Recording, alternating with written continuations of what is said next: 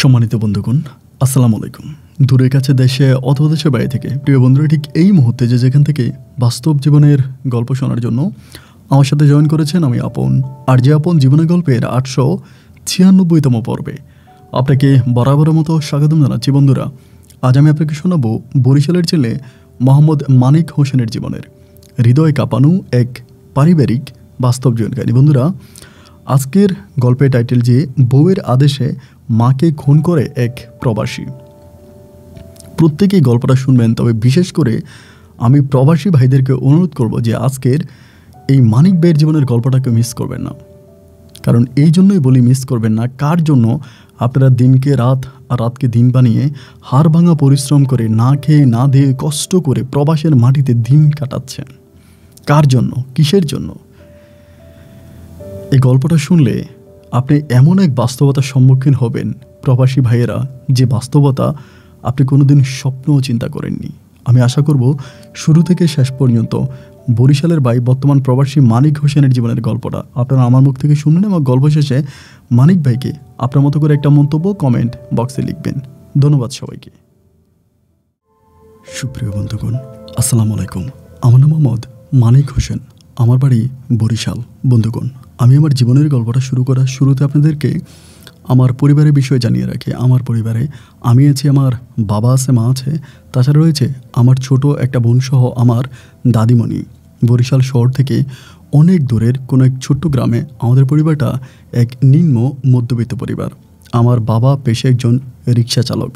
যদিও আমার বাবা রিক্সা চালায়, কিন্তু আমার দাদার মোটামুটি অনেক জায়গায় সম্পত্তি আছে। কিন্তু তারপরেও কেন বাবা রিক্সা চালায় এবং বাবা রিক্সা চালাতে পছন্দ করে, এটা আমার বাবাই ভালো জানে। আমাদের পরিবারের বিষয়ে কিছু গুরুত্বপূর্ণ কথা আছে। গল্পের শুরুতেই আমি এই বিষয়গুলোতে আপনাদেরকে একটু জানিয়ে রাখি। প্রথমত, আমার ঘরে যে মা আছে তিনি হচ্ছে আমার সৎ মা, এবং আমার যেই ভাই আছে, আমার ছোট ভাই, ওর নাম হচ্ছে মহিনও আমার সৎ ভাই। আমি শুনেছিলাম আমার বয়স যখন প্রায় 3 বৎসরের কাছাকাছি তখন নাকি আমার মা মারা যায়, এবং আমার মা একইভাবে রোড অ্যাক্সিডেন্টে মারা যায়। আমার মা আমার নানু বাড়ি থেকে আসার পথে রাস্তা পারাপার হওয়ার সময় ট্রাকে আমার মায়ের সাথে আমার মাকে অ্যাক্সিডেন্ট করে এবং ট্রাক চাপায় আমার মা মারা যায়। মা মারা যাওয়ার পরে আমি তখন অনেক ছোট ছিলাম, আমার দেখাশোনা করার মতো কোনো মানুষ ছিল না, এবং ওই মুহূর্তে আমার বাবা তখন খুব পাগল হয়ে গেল যে আমাকে নিয়ে। এক পর্যায়ে আমার দূর সম্পর্কের খালাকে আমার বাবা বিয়ে করে একটা ছেলে সন্তান সহ। আমার থেকে 2 বৎসর বয়সী আমার খালার একটা ছেলে সন্তান ছিল। তো ওই ছেলেটা সহ আমার বাবা আমার খালামণিকে বিয়ে করে। আমার ঘরে আসে সৎমা, এবং সৎমা আমাকে মোটামুটি প্রথম দিকে অনেক আদর এবং ভালোবাসতো। আমার যে একটা সৎ ভাই ছিল তার সাথে আমার সময়গুলো কাটতো। আমার সৎ ভাই তখন অনেক ছোট ছিল, এবং দুর্ভাগ্যবশত আমার ওই মায়ের যিনি হাজব্যান্ড ছিল, আমার সৎ ভাইয়ের যেই বাবা ছিল, সেও নাকি মারা যায়, এবং সে মারা যাবার পরে আমার সৎমা তখন খুব বিপদে পড়ে যায় আমার ছোট ভাইটাকে নিয়ে। অ্যান্ড সেই মুহূর্তে আমার বাবা তখন ওনার হাত ধরে, এবং হাত ধরে আমার বাবা ওনাকে বিয়ে করে বউ বানিয়ে আমাদের পরিবারে নিয়ে আসে। তখন তিনি আমাকে প্রথম দিকে অনেকটাই আদর ভালোবাসতো। আস্তে আস্তে করে তার ভালোবাসার একটা পরিবর্তন ঘটতে শুরু হয়। যখন আমি একটু একটু করে বড় হই, আমার বাবা যদিও রিক্সা চালাতো, আমাদের মোটামুটি জায়গায় সম্পত্তি আছে, তো সেখান থেকে আমার বাবা আমাকে স্কুলে ভর্তি করায়। আমি আমাদের এলাকারই একটি স্কুলে পড়াশোনা করতাম, কিন্তু দেখা গেল যে আমার সৎমা আমাকে খুব বেশি একটা স্কুলে যেতে দিত না। আমি পড়াশোনায় মোটামুটি ভালোই একজন স্টুডেন্ট ছিলাম, কিন্তু আমার সৎমা আমাকে স্কুলে যেতে দিত না, আমাকে বাড়িতেই বেশিরভাগ বসিয়ে রাখতো এবং মহিনের সাথে আমাকে খেলাধুলা করতে বলতো। আমার সৎমা আমাকে বলে, তুই যদি স্কুলে চলে যাস তাহলে তোর ছোটো ভাই অনেক কান্নাকাটি করে, এবং তুই না থাকলে সে খাওয়া দাওয়া করে না, অনেক খারাপ কান্নাকাটি করে, তুই স্কুলে যাইস না। আমি কিন্তু আমার ছোটো ভাইটাকে অনেক ভালোবাসতাম, এবং আমার মা আমাকে এটা বলে দিত, আর আমার বাবা এসে আমাকে মারতো যে তুই স্কুলে যাস না কেন, তোকে স্কুলে যেতে বলেছি, তুই যাচ্ছিস না কেন। আমি তখন কিন্তু আমার বাবাকে বলতাম যে বাবা আমার ভালো লাগে না, আমি যাব না। কিন্তু আমার সৎমা যে মানা করতো, বা আমি গেলে যে আমার ছোটো ভাই মহিন কান্না করতো, এগুলো কিন্তু আমি আমার বাবাকে বলতাম না। মানে সত্যটা আমি আমার বাবার কাছে সবসময় লুকাইতাম। সৎমা আমাকে বলতো, এগুলো তোর বাবাকে বলিস না, যার জন্য আমি বলতাম না। এরকম করে আমার পড়াশোনার জীবন শেষ হয়ে যায়। আমি আর পড়াশোনা করি না, সবসময় আমার ছোটো ভাইটাকে কোলে করে ওকে নিয়ে এইখানে ওইখানে বিভিন্ন জায়গায় ঘুরতে যাই, এবং ওকে নিয়ে আমার দিনের প্রায় বেশিরভাগ সময় কাটতে থাকে। এমন করতে করতে একটা পর্যায়ে আমি প্রায় অনেকটাই বড় হই। যখন আস্তে আস্তে বড় হই, তখন আমি বুঝতে পারি যে আমার সৎ মা খুব টেকনিক্যালি কৌশল খাটিয়ে আমার পড়াশোনা বন্ধ করিয়েছে। আমার পড়াশোনা বন্ধ করার পিছনে সবচেয়ে বড় কারণ হচ্ছে আমি যদি স্কুলে চলে যাই তাহলে আমার দাদি তখন অসুস্থ ছিল।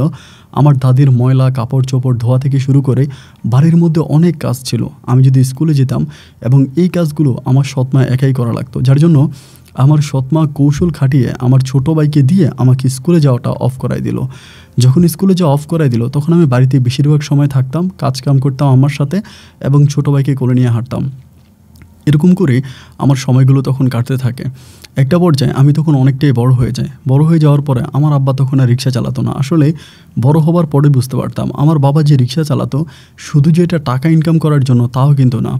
আমার বাবা বেশিরভাগ সময় মানুষকে সচেতন করতো, রাস্তাঘাটে থাকতো, ঠিকভাবে চলাফেরা করার জন্য এবং মায়ের স্মৃতি আমার বাবাকে অনেক পাগল করে তুলতো। আমি শুনেছিলাম আমার যে মা ছিল আমার ওই মাকে নাকি আমার বাবা ভালোবেসে বিয়ে করে এবং আমার মায়ের প্রতি আমার বাবার অনেক টান ভালোবাসা ছিল। মা মৃত্যুর পরে আমার বাবা অনেকটাই ভেঙে পড়ে, অনেক কান্নাকাটি করে এবং একটা পর্যায়ে আমি বুঝতে পারলাম যে আমার বাবা শুধু এই কাজটা করে আমার মায়ের আত্মায় যাতে শান্তি পায়। যার জন্য বিভিন্ন জায়গা থেকে মানুষ পারাপার করে, খুব বেশি টাকা পয়সা আমার আব্বা নেয় না এবং কোনো দিন কারোর সাথে কন্ট্রাক্ট করে আমার বাবা তাকে রিক্সাতে উঠায় নেয়। যে পরিমাণ টাকা দিত ওইটাই আমার বাবা পকেটে দিত। কখনো ভাড়া নিয়ে আমার বাবা কারোর সাথে কোনো দর ঘষাঘষি করতো না। এরকম করে আমি প্রায় অনেকটাই বড় হই। যখন আমি পড়াশোনা করি নাই তো পড়াশোনা না করার কারণে আমি এলাকার দুষ্ট ছেলেদের সাথে মিশতে শুরু করতাম। ওদের সাথে এইখানে ওইখানে বিভিন্ন জায়গায় যাইতাম। এরকম করতে করতে একটা পর্যায়ে আমার মা সারাক্ষণই আমার বাবার কাছে আমার নামে বিচার দিত, আমার সৎ মা, যে মানিক আজকে এটা করছে ওইটা করছে। আমার নামে কেউ যদি বিচার নাও দিত আমার মা আমার সৎ মা এসে বলতো যে মানুষটাকে আমার নামে বিচার দেয় এবং প্রতিটা মুহূর্তে আমার বাবার চোখে আমাকে খারাপ করে রাখতো। আমার বাবা আমাকে মোটেও দেখতে পারতো না, কোনোভাবে আমাকে সহ্য করতে পারতো না এবং বাবা আমাকে দেখলে মারতে যাইতো। বারবার বলতো তোরা ছোটোবেলা থেকে স্কুলে ভর্তি করিয়েছি, তুই পড়াশোনা করবি কিন্তু পড়াশোনা করলি না, এলাকার দুষ্ট ছেলেদের সাথে মিশতেছিস, এটা ওইটা বলে বাবা আমাকে খুব বদনাম দিয়ে থাকে। আমি ভাই একটা কথা আল্লাহকে সাক্ষী করে বলি, আমি কোনোদিনও আমার সৎ মায়ের সম্পর্কে আমার বাবার কাছে বিচার দিই নাই। আমি কখনোই বলি নাই যে আমার সৎ মা খারাপ, আমার সৎ মা আমাকে উল্টাপাল্টা বুঝাইছে, এগুলো কিন্তু আমি কখনোই আমার বাবার কাছে বলি নাই। সবসময় আমি সদাই আমার বাবার কাছে সত্য কথাই বলতাম এবং সৎ মাকে বাঁচিয়ে রেখে আমি কথা বলতাম। তো এমন করে একটা পর্যায়ে একদিন হলো কি, আমাদের বাড়ির পাশে একটা দিঘি আছে। তো দিঘির মধ্যে এক লোকে মাছ পালায় এবং সে মাছ ধরে ফিশারিতে, আর কি ফিশারির মতো করে ওটাতে মাছ ধরে। তো দেখা গেল কি যে ওই ফিশারির পাশে আমি একটা বসার জন্য একটা বিশ্রামাগার বানিয়েছি, যেটা হচ্ছে বাঁশ দিয়ে করে। গ্রামের মানুষ ভালো করে চিনবে, রাস্তাঘাটের পাশে এটা বাঁশ দিয়ে করা হয়। তো ওইখানে আমি বসার জন্য একটা সুন্দর জায়গা বানিয়েছিলাম। তো যেখানে হচ্ছে যে মাছ ফেলেছে দিঘিতে, তিনি আমাকে মানা করেছিল যে এখানে এটা করার দরকার নাই, এখানে এটা করলে পোলাপাইনে আড্ডা দিবে এবং ওনার মাছের ক্ষতি হবে, অনেকে হয়তো বড়শি দিয়ে মাছও ধরে ফেলবে। তো এটা যেহেতু দিঘির পাড়ে ছিল, জায়গাটা অনেক নীরব এবং শান্ত ছিল, মাঝে মাঝে সন্ধ্যার পরে এখানে বসলে অনেক ভালো লাগতো, হিমেল বাতাস সব কিছু মিলিয়ে পরিবেশটা অনেক ভালো ছিল আর কি। দেন আমি তখন ওই লোকের কথা না শুনে আমি ওইখানে হচ্ছে বসার জন্য একটা সুন্দর ব্যবস্থা করে দিয়েছি, সবাই মিলে বসতাম। এভাবে একদিন দুদিন 3 দিন কাটতে কাটতে একদিন ওই ফিশারির মালিক আমাকে বলতেছে যে মানিক, আমি তোরে বলছিলাম এখানে বিশ্রামাগার না করার জন্য, তুই এখানে বসার জায়গা করলি, এখন পোলাপাইনে রাতের বেলায় দুপুরে এখানে বসে বসে আমার দিঘিতে মাছ ধরে। তাই আমি বললাম, কাকা আপনার দিঘিতে মাছ ধরা আপনি বাধা দিলেই তো পারেন, আপনি বাধা দেন, পোলাপাইনে মাছ ধরা আপনি কি দেখেন না? তিনি আমার সাথে খুব রাগারাগি করে যে তুই এটা বানালি কেন, আমি তো তোকে এটা বানাইতে মানা করছিলাম। যাই হোক, এইটুকু ওনার সাথে আমার কথা হলো। তার পরের দিনে উনি সম্ভবত ওইখানকার কিছু পোলাপাইনরে মারে, যারা ওই বাঁশের উপরে বসে মাছ ধরে, ওদের কাউকে না মনে হয় উনি গায়ে হাত তোলা বা কী করে আমি জানি না, হঠাৎ করে ওনার ফিশারির সবগুলো মাছ মরে যায়, ওই দিঘির সবগুলো মাছ মারা যায়। শুনেছিলাম ওই দিঘির মধ্যে নাকি কে বিষ ফেলাইছে, বিষ দেওয়াতে দিঘির সবগুলো মাছ মরে গেছে। এখন কে বিষ দিয়েছে এটা তো আর জানে না, কিন্তু তিনি সরাসরি গিয়ে আমাদের এলাকার মাতবরের কাছে আমার নামে বিচার দিল যে মানিক এখানে বিশ্রামাগার করেছে এবং যারা আমার দিঘিতে বিষ ঢেলেছে তারা মানিকের গ্রুপেরই লোক। মানিক এখানে একটা গ্রুপ তৈরি করে, যেহেতু আমার পড়াশোনাও ছিল না, আমি বেকার একটা ছেলে ছিলাম, তো বেকারদের কিন্তু সবসময় দোষ বেশি থাকে। ধরেন কোনো গাছে ফল পেকে আছে, একটা বেকার ছেলে এখান দিয়ে হেঁটে গেল, সে কিন্তু রাতের বেলায় চুরি করলো না, ফল যদি চুরি হয়ে যায় তাহলে সকালবেলা ওই বেকার ছেলেটাকে ধরা হয়। তা আমার যেহেতু কোনো কাজ নাই, আমি ববো করে ঘুরে বেড়াই, সমস্ত দোষটা তখন আমার উপরেই আসলো। রাতের বেলায় তখন আমাকে দরবারের মধ্যে ডাকা হলো, মাতবরে দরবার ডাকছে, আমার আব্বাকেও তখন নিল, আমি তখন ওখানে গেলাম। যাওয়ার পরে আমাকে জিজ্ঞেস করা হলো যে, "তুমি এখানে কি মানে বসার জন্য বিশ্রামাগার বানাইছো?" আমি বললাম, "হ্যাঁ, বানাইছি।" তো আমাকে মাতবরে বলল, "উনি তোমাকে মানা করছিল এটা বানানোর জন্য?" আমি বললাম, "হ্যাঁ, উনি মানা করছে।" তো আমাকে বলে, "মানা করার পরেও তুমি বানাইলা কেন?" আমি বললাম যে, "মানা করার পরে আমি বানাইছি কারণ এখানে পোলাপাইন বসে, সবাই একটু বসে বিশ্রাম নেয়, জায়গাটা ভালো, বাতাস, এজন্য আমি বানাইছি।" তো আমাকে বলে, "এটা তুমি বানিয়ে কিন্তু ওর ফিশারির সাথে, ওর এই দিঘির সাথে পোলাপাইনের শত্রুতা বাড়াই দিছো এবং সেখান থেকেই ও পোলাপাইনের গায়ে হাত তোলে এবং তোমার গ্রুপের লোকেরাই এই দিঘির মধ্যে বিষ ঢালে। এখন তুমি বলো যে দিঘিতে কে বিষ ঢেলেছে?" আমি বললাম যে, "কাকা, আমি এই কথা কী করে বলবো? আমি তো জানি না কে বিষ ঢালছে।" উনি বলে, "না, তুমি জানো, যারা ঢেলেছে তারা তোমার গ্রুপেরই লোক, তোমার গ্রুপের পোলাপাইন।" আমি তখন বললাম যে, "না, আমি এটা ঢালি নাই এবং কে ঢালছে আমি জানিও না।" এক কথায় মাতবর তখন আমার আব্বাকে ডেকে বলে যে, "তুমি কি বিষয়টা বুঝতে পারতেছো যে ঘটনাটা কী? তোমার ছেলেকে বারবার মানা করার পরেও সে এখানে বিশ্রামাগার বানিয়েছে, বসার জায়গা করেছে এবং তার গ্রুপের পোলাপাইন দিয়ে বিষ ঢেলে ওর দিঘির সমস্ত মাছ মেরে ফেলেছে। সুতরাং এই দিঘিতে যে পরিমাণ মাছ নষ্ট হয়েছে ওই ক্ষতিপূরণ তোমাকে দিতে হবে," আমার আব্বাকে বলে। আমার আব্বা তখন চুপ হয়ে যায়, আমার আব্বার কোনো কথা বলে না এবং ওই দরবারের মাঝেই, সন্ধ্যার পরে দরবার এবং দরবারের মাঝে আমার আব্বা তখন আমাকে প্লাস্টিকের চেয়ার দিয়ে পিটাইতে থাকে এবং এত পরিমাণের পিটায় যে প্লাস্টিকের চেয়ার ভেঙে যায়, মানে মারতে মারতে প্লাস্টিকের চেয়ার ভেঙে যায়।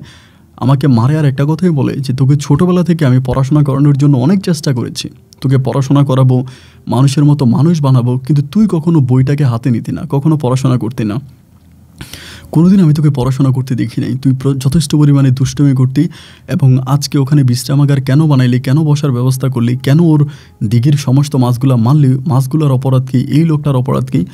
মানে আমার বাবা এমন করে কথা বলতেছে যেন আমার বাবা নিশ্চিত হয়ে বলে যে দিঘিতে আমি বিষ ঢেলেছিলাম।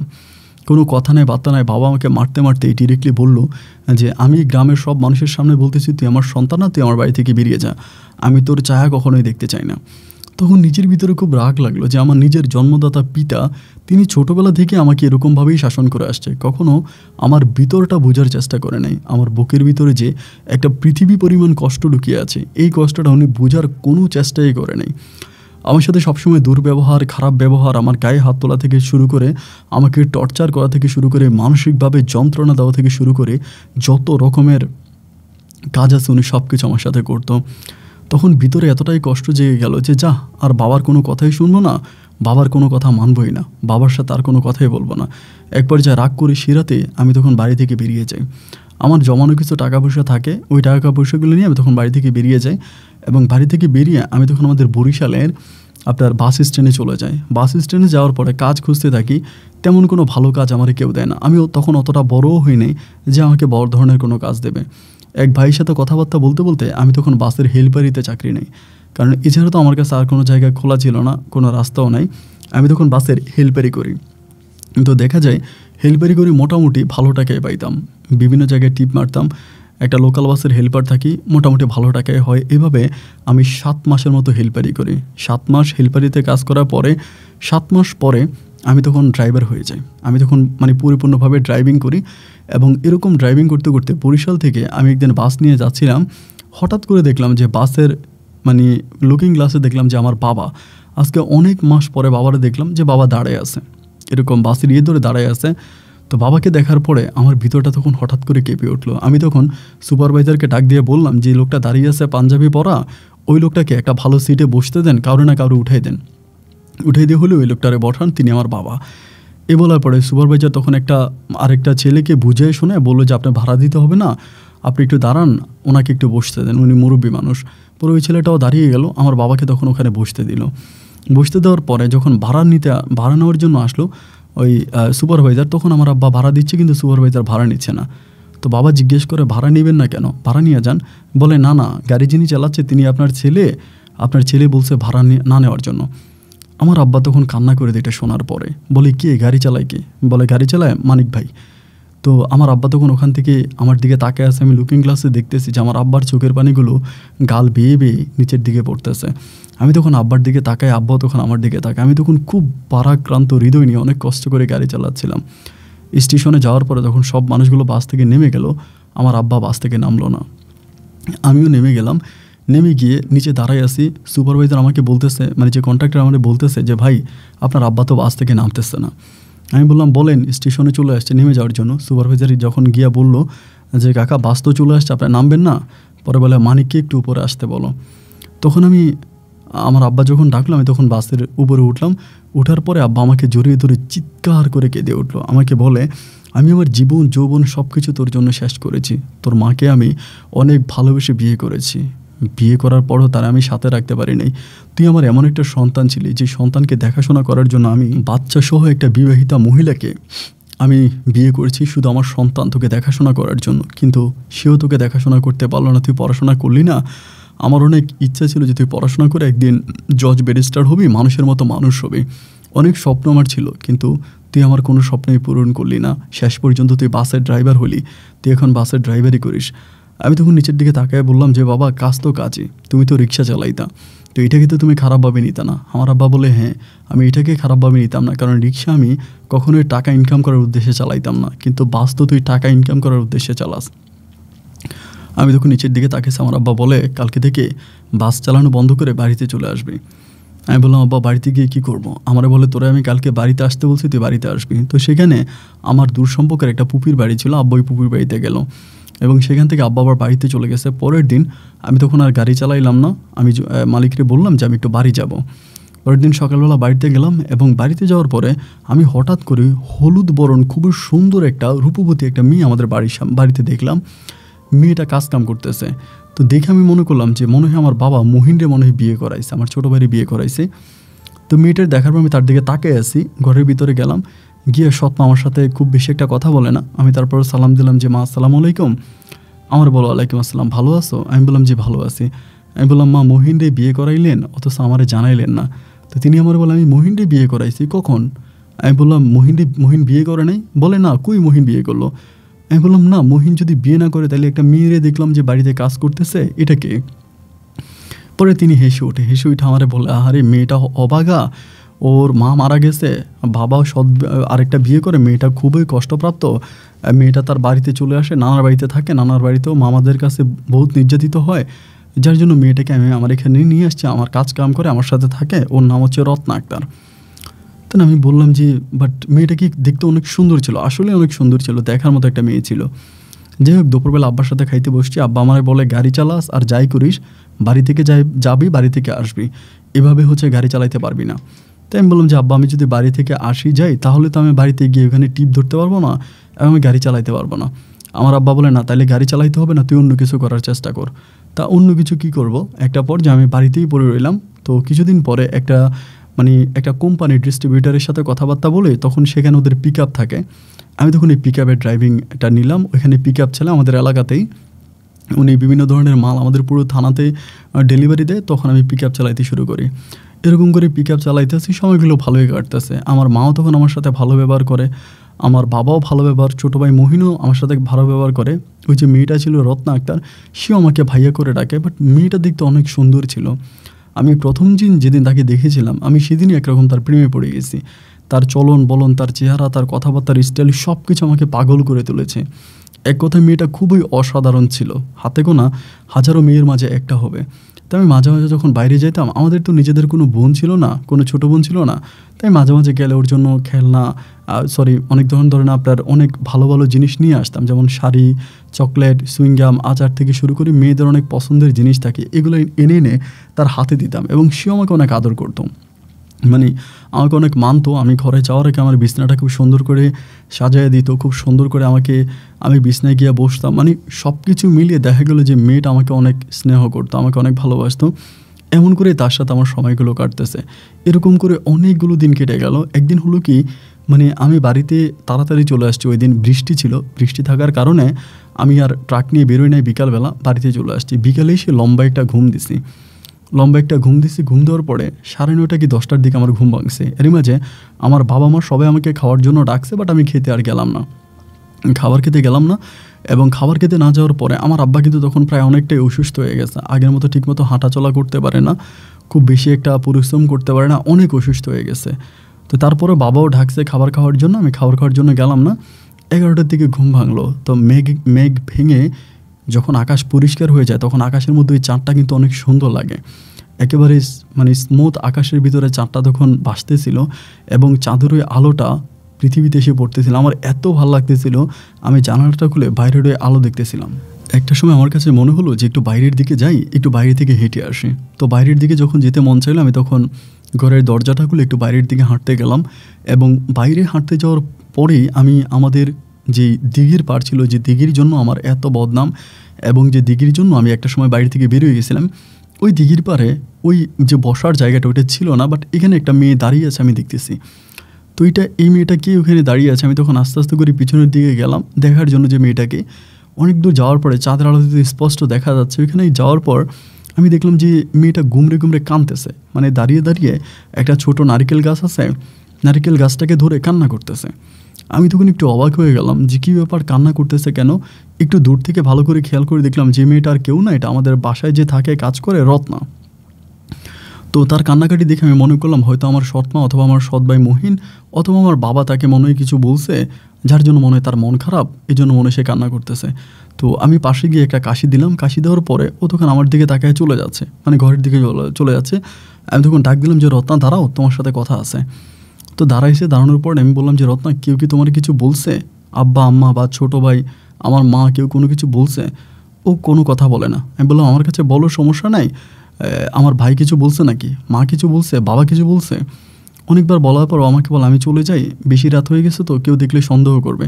আমি বললাম সন্দেহ কেউ করবে না, তুমি দাঁড়াও, কী হয়েছে আমাকে বলো। ওরা আমাকে বলতেছে কেউ আমাকে কিছু বলে নাই। আমি বললাম তো কেউ যদি কিছু নাই বলবে, তুমি এরকম মন খারাপ করে কান্না করতেছো কেন এখানে দাঁড়িয়ে দাঁড়িয়ে দিঘির পারে? কী হয়েছে আমাকে বলো। পরে বলতেছে আমার আম্মুর কথা খুব মনে পড়তেছে। আমি তখন বললাম তোমার আম্মুর কথা মনে পড়তেছে মানে? বলে হ্যাঁ, আমার মা আমাকে অনেক আদর করতো, আমাকে অনেক ভালোবাসতো। আমার মা মারা যাওয়ার পর আমার আব্বা আরেকটা বিয়ে করে এবং বিয়ে করার পরে ওই সৎমা আমাকে পড়াশোনা করতে দেয়নি, আমাকে ঠিকমতো খাবারও খেতে দিত না, আমাকে 24 ঘন্টা কাজ করাইতো, অত্যাচার করতো। একটা সময় আমি নির্যাতিত হয়ে আমার সৎমায়ের বাড়ি থেকে আমার নানু বাড়িতে চলে আসি এবং নানু বাড়িতে আসলে সে একই অবস্থা। আমার 3জন মামা ছিল এবং 3জন মামাই আমাকে দিনভর খাটাইতো, কখনো এই ঘরে কখনো ওই ঘরে, সব ঘরে আমাকে কাজ করাইতো, বাট ঠিকমতো আমাকে খাওয়ানটাও দিত না, আমার কাপড় চোপড়ও দিত না। শেষ পর্যন্ত আপনার মা আমাকে এই বাড়িতে নিয়ে আসে। এখানে আসার পর আলহামদুলিল্লাহ আমি অনেকটাই ভালো আছি। আমি তখন বললাম তো ভালো থাকার পরও তোমার চোখে পানি? ও বলে হ্যাঁ, আমার মায়ের সাথে কাটানোর স্মৃতিগুলোকে আমি অনেক মিস করতেছি, আমার আম্মুর কথা খুব মনে পড়তেছে। মেয়েটার দিকে তাকিয়ে আমার তখন শৈশবের দিনগুলোর কথা মনে পড়তে শুরু হলো। তার মতো ছোটোবেলায় আমার জীবনটাও অনেক কষ্টের কাটতো। আমার সৎমা আমাকে স্কুলে যেতে দিত না, কাজের অজুহাত দেখে আমার ছোটো ভাইকে আমার কোলে দিয়ে আমার সৎমা দিব্যি বসে থাকতো, আমাকে কাজ করাইতো এবং আমাকে কোনোভাবে স্কুলে যেতে দিত না। এই স্মৃতিগুলো তখন আমারও তার সাথে মনে পড়তে শুরু হয়। আমি তখন বললাম রত্না, এখানে কেউ আসবে না, তুমি কিছু মনে করো না, তুমি একটু আমার পাশে বসো, আমি তোমার সাথে একটু কথা বলি। তারপরে গাছের মধ্যে দুজনে বসলাম এবং চাঁদের ওই আলোটা দিঘিতে পড়তেছে এবং দিঘির আলো থেকে আলোটা প্রতিধ্বনি হয়ে যেন ওই রত্নার মুখের মধ্যে পড়তেছে। মেয়েটাকে এত সুন্দর লাগতেছে এবং বাতাসের একটু পর পর বাতাসের ওসলাটা আসে এবং এটার সাথে সাথে তার চুলগুলো নড়াচড়া করতে থাকে। খুবই মায়াবী চেহারার একটা মেয়ে ছিল। তার দিকে যতক্ষণ তাকিয়ে থাকি আমার কাছে মনে হয় আমি যেন অন্য কোনো রাজ্যে হারিয়ে যাই। তার চলন বলন, কথাবার্তা, ধরন সব কিছু অসম্ভব সুন্দর ছিল। তো এমন করে কথা বলতে বলতে আমি তখন বললাম যে তুমি মন খারাপ করো না, এই দুনিয়াতে প্রতিটা মানুষের মনেই কষ্ট লুকিয়ে আছে। এই দুনিয়াতে এমন কোনো মানুষ নাই যে মানুষটা সর্বদিক থেকে সুখী বা ও ভালো আছে। সবার মনেই কোনো না কোনো কষ্ট আছে। আজ যেরকম তোমার মনে কষ্ট, এরকম আমার মনেও কষ্ট। আমি ছোটোবেলা থেকে আমার মায়ের ভালোবাসা পাই নাই, যে সৎমা সে আমাকে কখনোই ভালোবাসে নাই। এরকম করে ওর সাথে কথা বলতে বলতে আমাদের দুজনের মাঝে মোটামুটি প্রায় অনেক রাত পর্যন্ত কথা বলি, একটা ভালো লাগার মতো একটা সম্পর্ক হয়ে যায়। তো রাত 2টা পর্যন্ত আমরা ওইখানে কথা বলি। 2টার পরে ও আমাকে বলতেছে সকালে তো ঘুম থেকে উঠতে হবে, আমি চলে যাই। আমি বলি আচ্ছা ঠিক আছে। তো এরপরে ও চলে আসলো, আমিও চলে আসলাম। পরের দিন সকালবেলা আমি আবার ট্রাক নিয়ে বেরিয়ে গেলাম মাল ডেলিভারি দেওয়ার জন্য। তো মাল ডেলিভারি দিয়ে আমি ওই দিন সন্ধ্যার প্রায় রাত 9টার দিকে আসছি। 9টার দিকে আসার পরে আমি তখন খাবার দাবার খেয়ে শুইতে গেলাম এবং শুইতে যাওয়ার পরে আমি দেখলাম যে আমার বিছনার মধ্যে একটা ছোট্ট চিরিকোট, এটার মধ্যে কিছু একটা লেখা আছে। আমি এটা হাতে নিলাম, তো এখানে লেখা আছে গতকালকে রাতটা আমার অনেক ভালো কাটছে, যদি পারেন আজকে রাতেও আইসেন, আপনার সাথে দিঘির পাড়ে বসে গল্প করব। ইতি রত্না আক্তার, এটা লিখে দিছে। লিখে দেওয়ার পরে আমি তখন চিন্তা করলাম কিরে ও এটা লিখছে। আমি তখন দিঘির পাড়ের দিকে তাকালাম, দেখলাম কেউ নাই। আমি তখন ঘুমাই না, জানালাটা খুলে দিঘির পাড়ে বসে আছে এবং ঘরের মধ্যে জানালা দিয়ে শোঁ শোঁ করে বাতাস ঢুকতেছে। প্রায় রাত 10টা থেকে 10:30টার মাঝে আমি দেখলাম মিটু মিটু পায়ে হেঁটে হেঁটে রত্না তখন ওই দিঘির পাড়ের দিকে যাচ্ছে। রত্না যাওয়ার কয়েক মিনিট পরে আমি তখন গেলাম। ওই সময় কিন্তু আমার কাছে মোবাইল ফোন আছে, বাট রত্নার কাছে কোনো ফোন নাই। ও কোনো মোবাইল চালাইতো না। পরে আমি দিঘির পাড়ের দিকে গেলাম এবং দিঘির পাড়ে যাওয়ার পরে ও তখন বসে আছে। আমি বললাম, এভাবে যে চিঠিকোটটা লিখে আসছেন না, এখন এটা যদি আমি না দেখে অন্য কেউ দেখতো, ছোটো ভাই মা বাবা কেউ যদি দেখতো, তাহলে সর্বনাশ হয়ে যেত না? আমাকে বলে, আমি জানি আপনার রুমে আমি ব্যতীত কেউ ঢুকে না, আপনার মাও আপনার রুমে ঢুকে না, আপনার ছোটো ভাইও ঢুকে না, আপনার বাবাও ঢুকে না, তো একমাত্র আপনার রুমে আমিই ঢুকি, সো দেখলে আমিই দিয়েছি, এটা কোনো সমস্যা নেই। তা আমি সেদিনও তার সাথে অনেক গল্প করি, তার অতীত সম্বন্ধে, তার মায়ের সাথে কাটানো সময়গুলো সম্বন্ধে, সব কিছু মিলে তার সাথে আমার খুব কথা হয়, অনেক কথা হয়। এমন করে প্রায় প্রতিদিন রাতে আমি তার সাথে ওখানে বসে গল্প গুজব করি। আমাদের মাঝে একরকম ভালোবাসাবাসির একটা সম্পর্ক হয়, যদিও কেউ কাউকে ভালোবাসি বলি নাই, তারপরেও দুজন দুজনের মাঝে এক ভিন্ন রকম ভালোবাসার সৃষ্টি হয়। এরকম করে সময়টা কাটতে কাটতে একটা পর্যায়ে তখন অ্যান্ড্রয়েড ফোনগুলো বের হয়েছিল। আমি তার জন্য একটা অ্যান্ড্রয়েড ফোন কিনলাম, একটা মোবাইল ফোন কিনলাম। আমার নিজের ভালো লাগা থেকে আমি ফোনটা কিনলাম। মোবাইলটা কিনে আমি তখন তাকে দিলাম এবং সে নিতে চায় না। সে বলে যে, না, আপনার আম্মাকে কি বলবো? আমি বলবো যে আমি বললাম যে, তুমি বলবা যে তুমি টাকা পাইছো, বা তোমার সৎ বাবা তোমাকে, তোমার যে বাবা আছে সে তোমাকে টাকা দিছে, এটা ওইটা বলবা। ও আমাকে বলে, তারপরও আপনার মা কিন্তু সন্দেহ করবে। আমি বললাম, না, সন্দেহ করবে না, তুমি মোবাইল নাও। পরে ওরা আমি মোবাইল দিলাম এবং ও তখন এই মোবাইলটা চালাইতো। পরে আমি যখন ট্রাক নিয়ে বাইরে যেতাম, সারাক্ষণ ওর সাথে আমি ভিডিও কলে কথা বলতাম, মানে 24 ঘন্টা ইমোতে তার সাথে আমার কথা হইতো। আমি ট্রাক চালাইতেছি, ট্রাকের মধ্যে মোবাইল রাখার জন্য সিস্টেম ছিল, এখানে মোবাইলটা রেখে ভিডিও কল দিয়ে তার সাথে সবসময় কথা বলতাম। আমার যে হেল্পার ছিল, এ আমারে বলতো যে, ভাই, মেয়েটা দেখতে অনেক সুন্দর, একেবারে পরীর মতো চেহারা, আপনার সাথে খুব মানাবে। এরকম করে অনেক দুষ্টামি করতো, আমি অনেক দুষ্টামি করতাম। এরকম করে রত্নার সাথে হাঁটি হাঁটি পা করে আমার সম্পর্কটা সামনের দিকে যেতে যেতে প্রায় 3 বছর পর্যন্ত আমি রত্নার সাথে সম্পর্কে থাকি। এবং এই 3টা বছর রত্নাকে আমি এতই ভালোবাসি এবং রত্ন আমাকে এত ভালোবাসে যে দুজন দুজনার ভালোবাসা এতটাই গভীর ছিল যে আমার কাছে মনে হয় একজন মানুষ আরেকজন মানুষকে ছাড়া নিঃশ্বাস নেওয়াটাই অনেক কষ্টকর। এরকম করে 3 বছর কাটার পরে আমাদের এলাকার প্রায় সব মানুষগুলোই তখন রত্নাকে পছন্দ করতো। সবাই বলতো মেয়েটা নম্র, ভদ্র, তারপরে সর্বদিক থেকে ভালো এবং বিশেষ করে অনেক বেশি রূপসী, এত যে রূপসী বলার মতো না। তো যার জন্য বিভিন্ন ভালো ভালো বিয়ের প্রস্তাব আসে। অনেক ভালো জায়গা থেকে ছেলে বিদেশ থাকে এবং ছেলে আর্মিতে চাকরি করে, পুলিশে চাকরি করে, সরকারি চাকরি করে, ভালো ভালো পর্যায়ে থেকে বিয়ের ঘরগুলো আসতেছে। তো আমার আম্মাই তো তখন তার একমাত্র গার্ডিয়ান ছিল, আমার আম্মাই তার ফুল গার্ডিয়ান, তার তো দুনিয়াতে সবাই থেকেও কেউই নেই। আমার আম্মা তখন হঠাৎ করে সিদ্ধান্ত নিল যে আমার ছোটো ভাই মহিনকে তাকে বিয়ে করাবে। বিষয়টা জানার পরে আমি খুব অবাক হয়ে গেলাম এই মর্মে যে আমি হচ্ছি বড়, মা যদি বিয়ে করাইতে হয় তাহলে সর্বপ্রথম আমাকে বিয়ে করাবে, কিন্তু আমাকে বিয়ে না করাইয়া মা কেন মহিনকে বিয়ে করাতে চাচ্ছে। তো এটা রত্না আমাকে বলছে, যে রত্নাকে আমার আম্মা বলছে যে, তোমাকে মহিনকে কেমন লাগে, আমাদের মহিনকে কি তোমার ভালো লাগে, তোমাকে মহিনকে বিয়ে করে আমাদের ঘরে পার্মানেন্টলি রেখে দিব। এই কথা রত্নাকে আমার আম্মা বলছে এবং এটা বলার পর রত্না তখন আমাকে বিষয়টা জানাইলো। এটা জানতে পারার পরে আমার ভিতর তখন খুব কষ্ট হলো আমার মাকে নিয়ে। তো আসলে অত বেশি কষ্ট পাওয়ার কিছুই নেই, কারণ আমার মা তো শুরু থেকেই খারাপ। সে তো আমাকে কখনোই তার সন্তানের মূল্য, সন্তানের মর্যাদা সে আমাকে কখনোই দেয়নি। সবসময় সে আমার সাথে এরকমটাই করে আসছে, আমার সাথে কখনোই সে ভালো ব্যবহার করেনি, কোনো সময় তার কাছ থেকে আমি ভালো কোনো ব্যবহার পাইনি। এরকম করে 5-7 দিন কাটার পরে রত্না কোনো কিছুই বলে না, হাঁ বলে না, নাও বলে না, আমার মাকেও কিছুই বলে না, শুধু আমাকে বিষয়টা জানাই দিল যে, দেখো মানিক, তোমার আম্মা কিন্তু এটা বলতেছে। তো এরকম করে 5-6 দিন কাটার পরে একদিন আমি রাতের বেলা খাবার খাচ্ছিলাম, আমার বাবা তখন একদম চেয়ারের মধ্যে শুয়ে আছে। তো মানে বাবা তখন হুইল চেয়ারে বসে থাকতো আর কি, এমন একটা অবস্থা। আমি, তারপরে মা, রত্না সবাই এবং আমার ছোটো ভাই মানিক তখন সবাই খাবার খাচ্ছিলাম। মানিকও তখন পড়াশোনা ছেড়ে দিয়েছে, এলাকাতে একটা দোকান দিয়েছে, মুদির দোকান, ও তখন এই মুদির দোকান চালাইতে আছে। আমি তখন মারে বললাম যে, মা, পরিবারের তো আমি বড় ছেলে। আমার মা বলে, হ্যাঁ তুই তো বড়। ওই সময় কিন্তু পুরোটা পরিবার আমি চালাইতাম। মানিক, মহিন যদিও দোকানদারি করতো, বাট মহিন আসলে পরিবার চালাইতে পারতো না। ওর দোকানটা গ্রামের ভিতরের দোকান, তো এতটা ভালো চলতো না। দেখা যায় ওর পকেট খরচের টাকাটাই জোগাড় হইতো, ওই পকেট খরচটা চলতো, আর বাকি পুরো সংসারের দায়িত্ব সম্পূর্ণ আমার উপরেই ছিল। আমি পরিপূর্ণভাবে সংসার চালাইতাম বা আমার উপরেই সব দায়িত্ব। একটা পর্যায়ে আমি তখন আম্মারে বললাম যে, মা, যদি এই পরিবারে বিয়ে করতে হয় তাহলে আমি পরিবারে বড় ছেলে, বিয়ে তো আমি আগে করব এবং মহিন আমার পরে বিয়ে করবে। কিন্তু মা, তুমি আমার বিয়ে নিয়ে তোমার কোনো রকমের মাথা ব্যথা নাই, আমার বিয়ে নিয়ে তুমি কোনো কথাও বলো না, তুমি মহিনকে নাকি বিয়ে করানোর জন্য পাগল হয়েছো, এটা কি সত্য? আমার আম্মা তখন আমাকে বলতেছে, তুই আমার বড় ছেলে, তুই নম্র, ভদ্র, ভালো, তোর সম্বন্ধে কোনো বদনাম নাই, কিন্তু এই তোর ভাইয়ের নামে দুনিয়ার বদনাম। তোর ভাই নাকি এই মেয়ের ধরে টান দেয়, ওই মহিলার সাথে কোথায় কথা বলে, 24 ঘন্টা তোর ছোটো ভাইয়ের নামে আমার কাছে বিচার আসতে থাকে। এই জন্য সিদ্ধান্ত নিছি যে তোর ছোটো ভাইকে আগে বিয়ে করাই দিব, তুই তো আমার ভালো ছেলে। আমি বললাম মা বাহ খুব ভালো, তো মহিনকে কোথায় বিয়ে করাইতেছ? মা আমারে বলে বলমুনি তোরা রাতের বেলায়। এই কথা বলে এতটুকুই হয়ে গেল। আমি তখন রাতে ঘুমাইতে গেলাম, মা তখন এসে আমার ঘরের দরজা ধাক্কাইতেছে। আমি তখন উঠলাম, মা আমাকে আমার ঘরে গিয়ে বলতেছে, এই মানিক রে, তোর একটা কথা বলি, তুই আমার আম্মুর কথাটা শোন ভালো করে। আমি বললাম বলো। আমারে বলে আমাদের ঘরে তো রত্না আছে, রত্নার তো অনেক ভালো জায়গা থেকে বিয়ের প্রস্তাব আসতেছে, মেয়েটাও দেখতে শুনতে একেবারে লাখ লাখ মেয়ের ভিতরে একটা, রূপে গুণে দিন যত যাচ্ছে মেয়েটার রূপ ততই বাড়তেছে।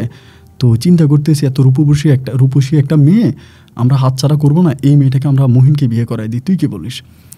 আমি তখন মায়ের মুখের দিকে তাকিয়ে আছি। আমি তখন বললাম যে আমি আর কি বলবো। মা আমারে বলে তোর কোনো পছন্দ আছে থাকলে তুই বিয়ে করে ফেল, 2-3 দিনের মধ্যে আমি কিন্তু মহিনকে বিয়ে করাই দিব, রত্নাকে বিয়ে করাইয়া রত্নারে আমরা রেখে দিব, তাহলে আর এরকম রত্নার জন্য বিয়ের প্রস্তাব আসবে না, রত্না আমাদের মেয়ে আমাদের ঘরেই থাকবে। আমি তখন বললাম তো এই বিয়ে থেকে রত্না রাজি আছে, রত্নারে কিছু বলছো? আমার আম্মা আমার সাথে রেগে বলতেছে আমি রত্নারে কি বলবো, রত্না তো রাজি হবেই, ও আমাদের সাথে আছে, আমাদের ঘরে আছে, আমাদের খাচ্ছে, আমাদের পড়তেছে, ও আমার কথা রাজি হবে না? আমার কথা রাজি নয় কী করবে? আমি তখন বললাম মা ও আমাদের ঘরে থাকতেছে, আমাদের খাবার খাইতেছে, সব কিছুই ঠিক আছে, কিন্তু তুমি তো তাকে জোর করে মহিনকে বিয়ে করাইতে পারো না। তারে জিজ্ঞেস করবা, সে যদি রাজি থাকে তাহলেই না মহিনকে বিয়ে করাইবা, তা রাজি না থাকলে তুমি কেমন করে করাবা? আমার আম্মা বলে ও রাজি হবে না কেন, ও রাজি না হওয়ার কি আছে? এরকম করে আম্মু একটু রাগান্বিত বলি মা তখন বেরিয়ে গেছে। পরের দিন আমি আবার ট্রাক চালাইতে বেরিয়ে গেছি, দুপুরবেলা রত্না আমাকে ইমোতে কল দিছে, কল দিয়ে বলতেছে আপনি এগুলো কী শুরু করছেন? আমি তখন ট্রাক ড্রাইভিং করতেছি, আমি হেডফোন কানে দিয়েছি। আমি বললাম যে কী শুরু করলাম, আবার কী করলাম? আমাকে বলে আপনি আপনার আম্মাকে কিছু বলেন না কেন? আমি বললাম যে আমি কি বলবো? ও আমাকে বলে কি বলবেন মানে, আপনার সাথে আমার সম্পর্ক আছে, আমি আপনাকে পছন্দ করি, আপনি আমারে পছন্দ করেন, আপনি আমারে বিয়ে করবেন, এটা আপনি আপনার আম্মার কাছে কেন বলেন না? কেন আপনার আম্মা বারবার মহিনকে আমার রুমে পাঠায়, মহিন আমার হাত ধরে, মহিন আমার সাথে কথা বলার জন্য চেষ্টা করে, এইসব আপনি কি শুরু করছেন? আমি তখন বললাম দেখো রত্না, তুমি আমারে ভালোবাসো, তুমি আমারে বিয়ে করবা, এটা তো তুমি আমার আম্মার কাছে বলবা, এটা তুমি আমার মাকে বলো যে আমি মানিককে ভালোবাসি, আমি মানিককে বিয়ে করব, আমি তো মহিনকে বিয়ে করব না। ও আমাকে বলে ও আচ্ছা আমি ভালোবাসি আমি বলবো, তো আপনি বলবেন না? আপনার কি কোনো দায়িত্ব নাই? আমি বললাম না দায়িত্ব নাই সেটা বলি নাই, দায়িত্ব তো আছে অবশ্যই। আমাকে বলে তাহলে আপনি বলতেছেন না কেন? আপনি আপনার আম্মাকে এটা বুঝে বলেন যে আপনি আমাকে পছন্দ করেন, আমাকে বিয়ে করতে চান, আপনি এই কথা আপনাকে আপনার মাকে কেন বলেন না? আমি বললাম দেখো আমার মা যতই পাগলামি করুক, মা যাই করুক, কোনো লাভ নাই, তোমার যদি বিয়ে হয় এই দুনিয়াতে তো আমার সাথেই হবে, আমি ছাড়া তোমাকে অন্য কেউ বিয়ে করতে পারবে না। এরকম করে সময়গুলো কাটতেছে। অ্যান্ড এরই মাঝে আমারও তখন একটু ডেলিভারি চাপ বেড়ে গেছে, আমি তখন ডেলিভারি নিয়ে খুব ব্যস্ত, আমি বাড়িতেও খুব একটা যেতে পারি না। দেখা যায় রাত 12টা-1টা পর্যন্ত ডেলিভারি দিতেছে, কারণ সামনে ঈদ আসতেছে, কোরবানির ঈদ। তো কোরবানির ঈদ যেহেতু, তাহলে দেখা যায় যে ওই যে ঠান্ডা ড্রিঙ্কস এগুলো কিন্তু প্রচুর চলে ওই কোরবানির ঈদে। তখন মনে ডেলিভারি অনেক বেশি, টাইম পাই না, প্রায় রাত 12টা-1টা পর্যন্ত গাড়ি চালাই, এরপরে বাড়িতেই থেকে যাই। আমি আর ধরেন আমার বাড়িতে যাওয়া মানে ওই দোকানেই থেকে যায়, বাড়িতে যাওয়ার সময় পাই না।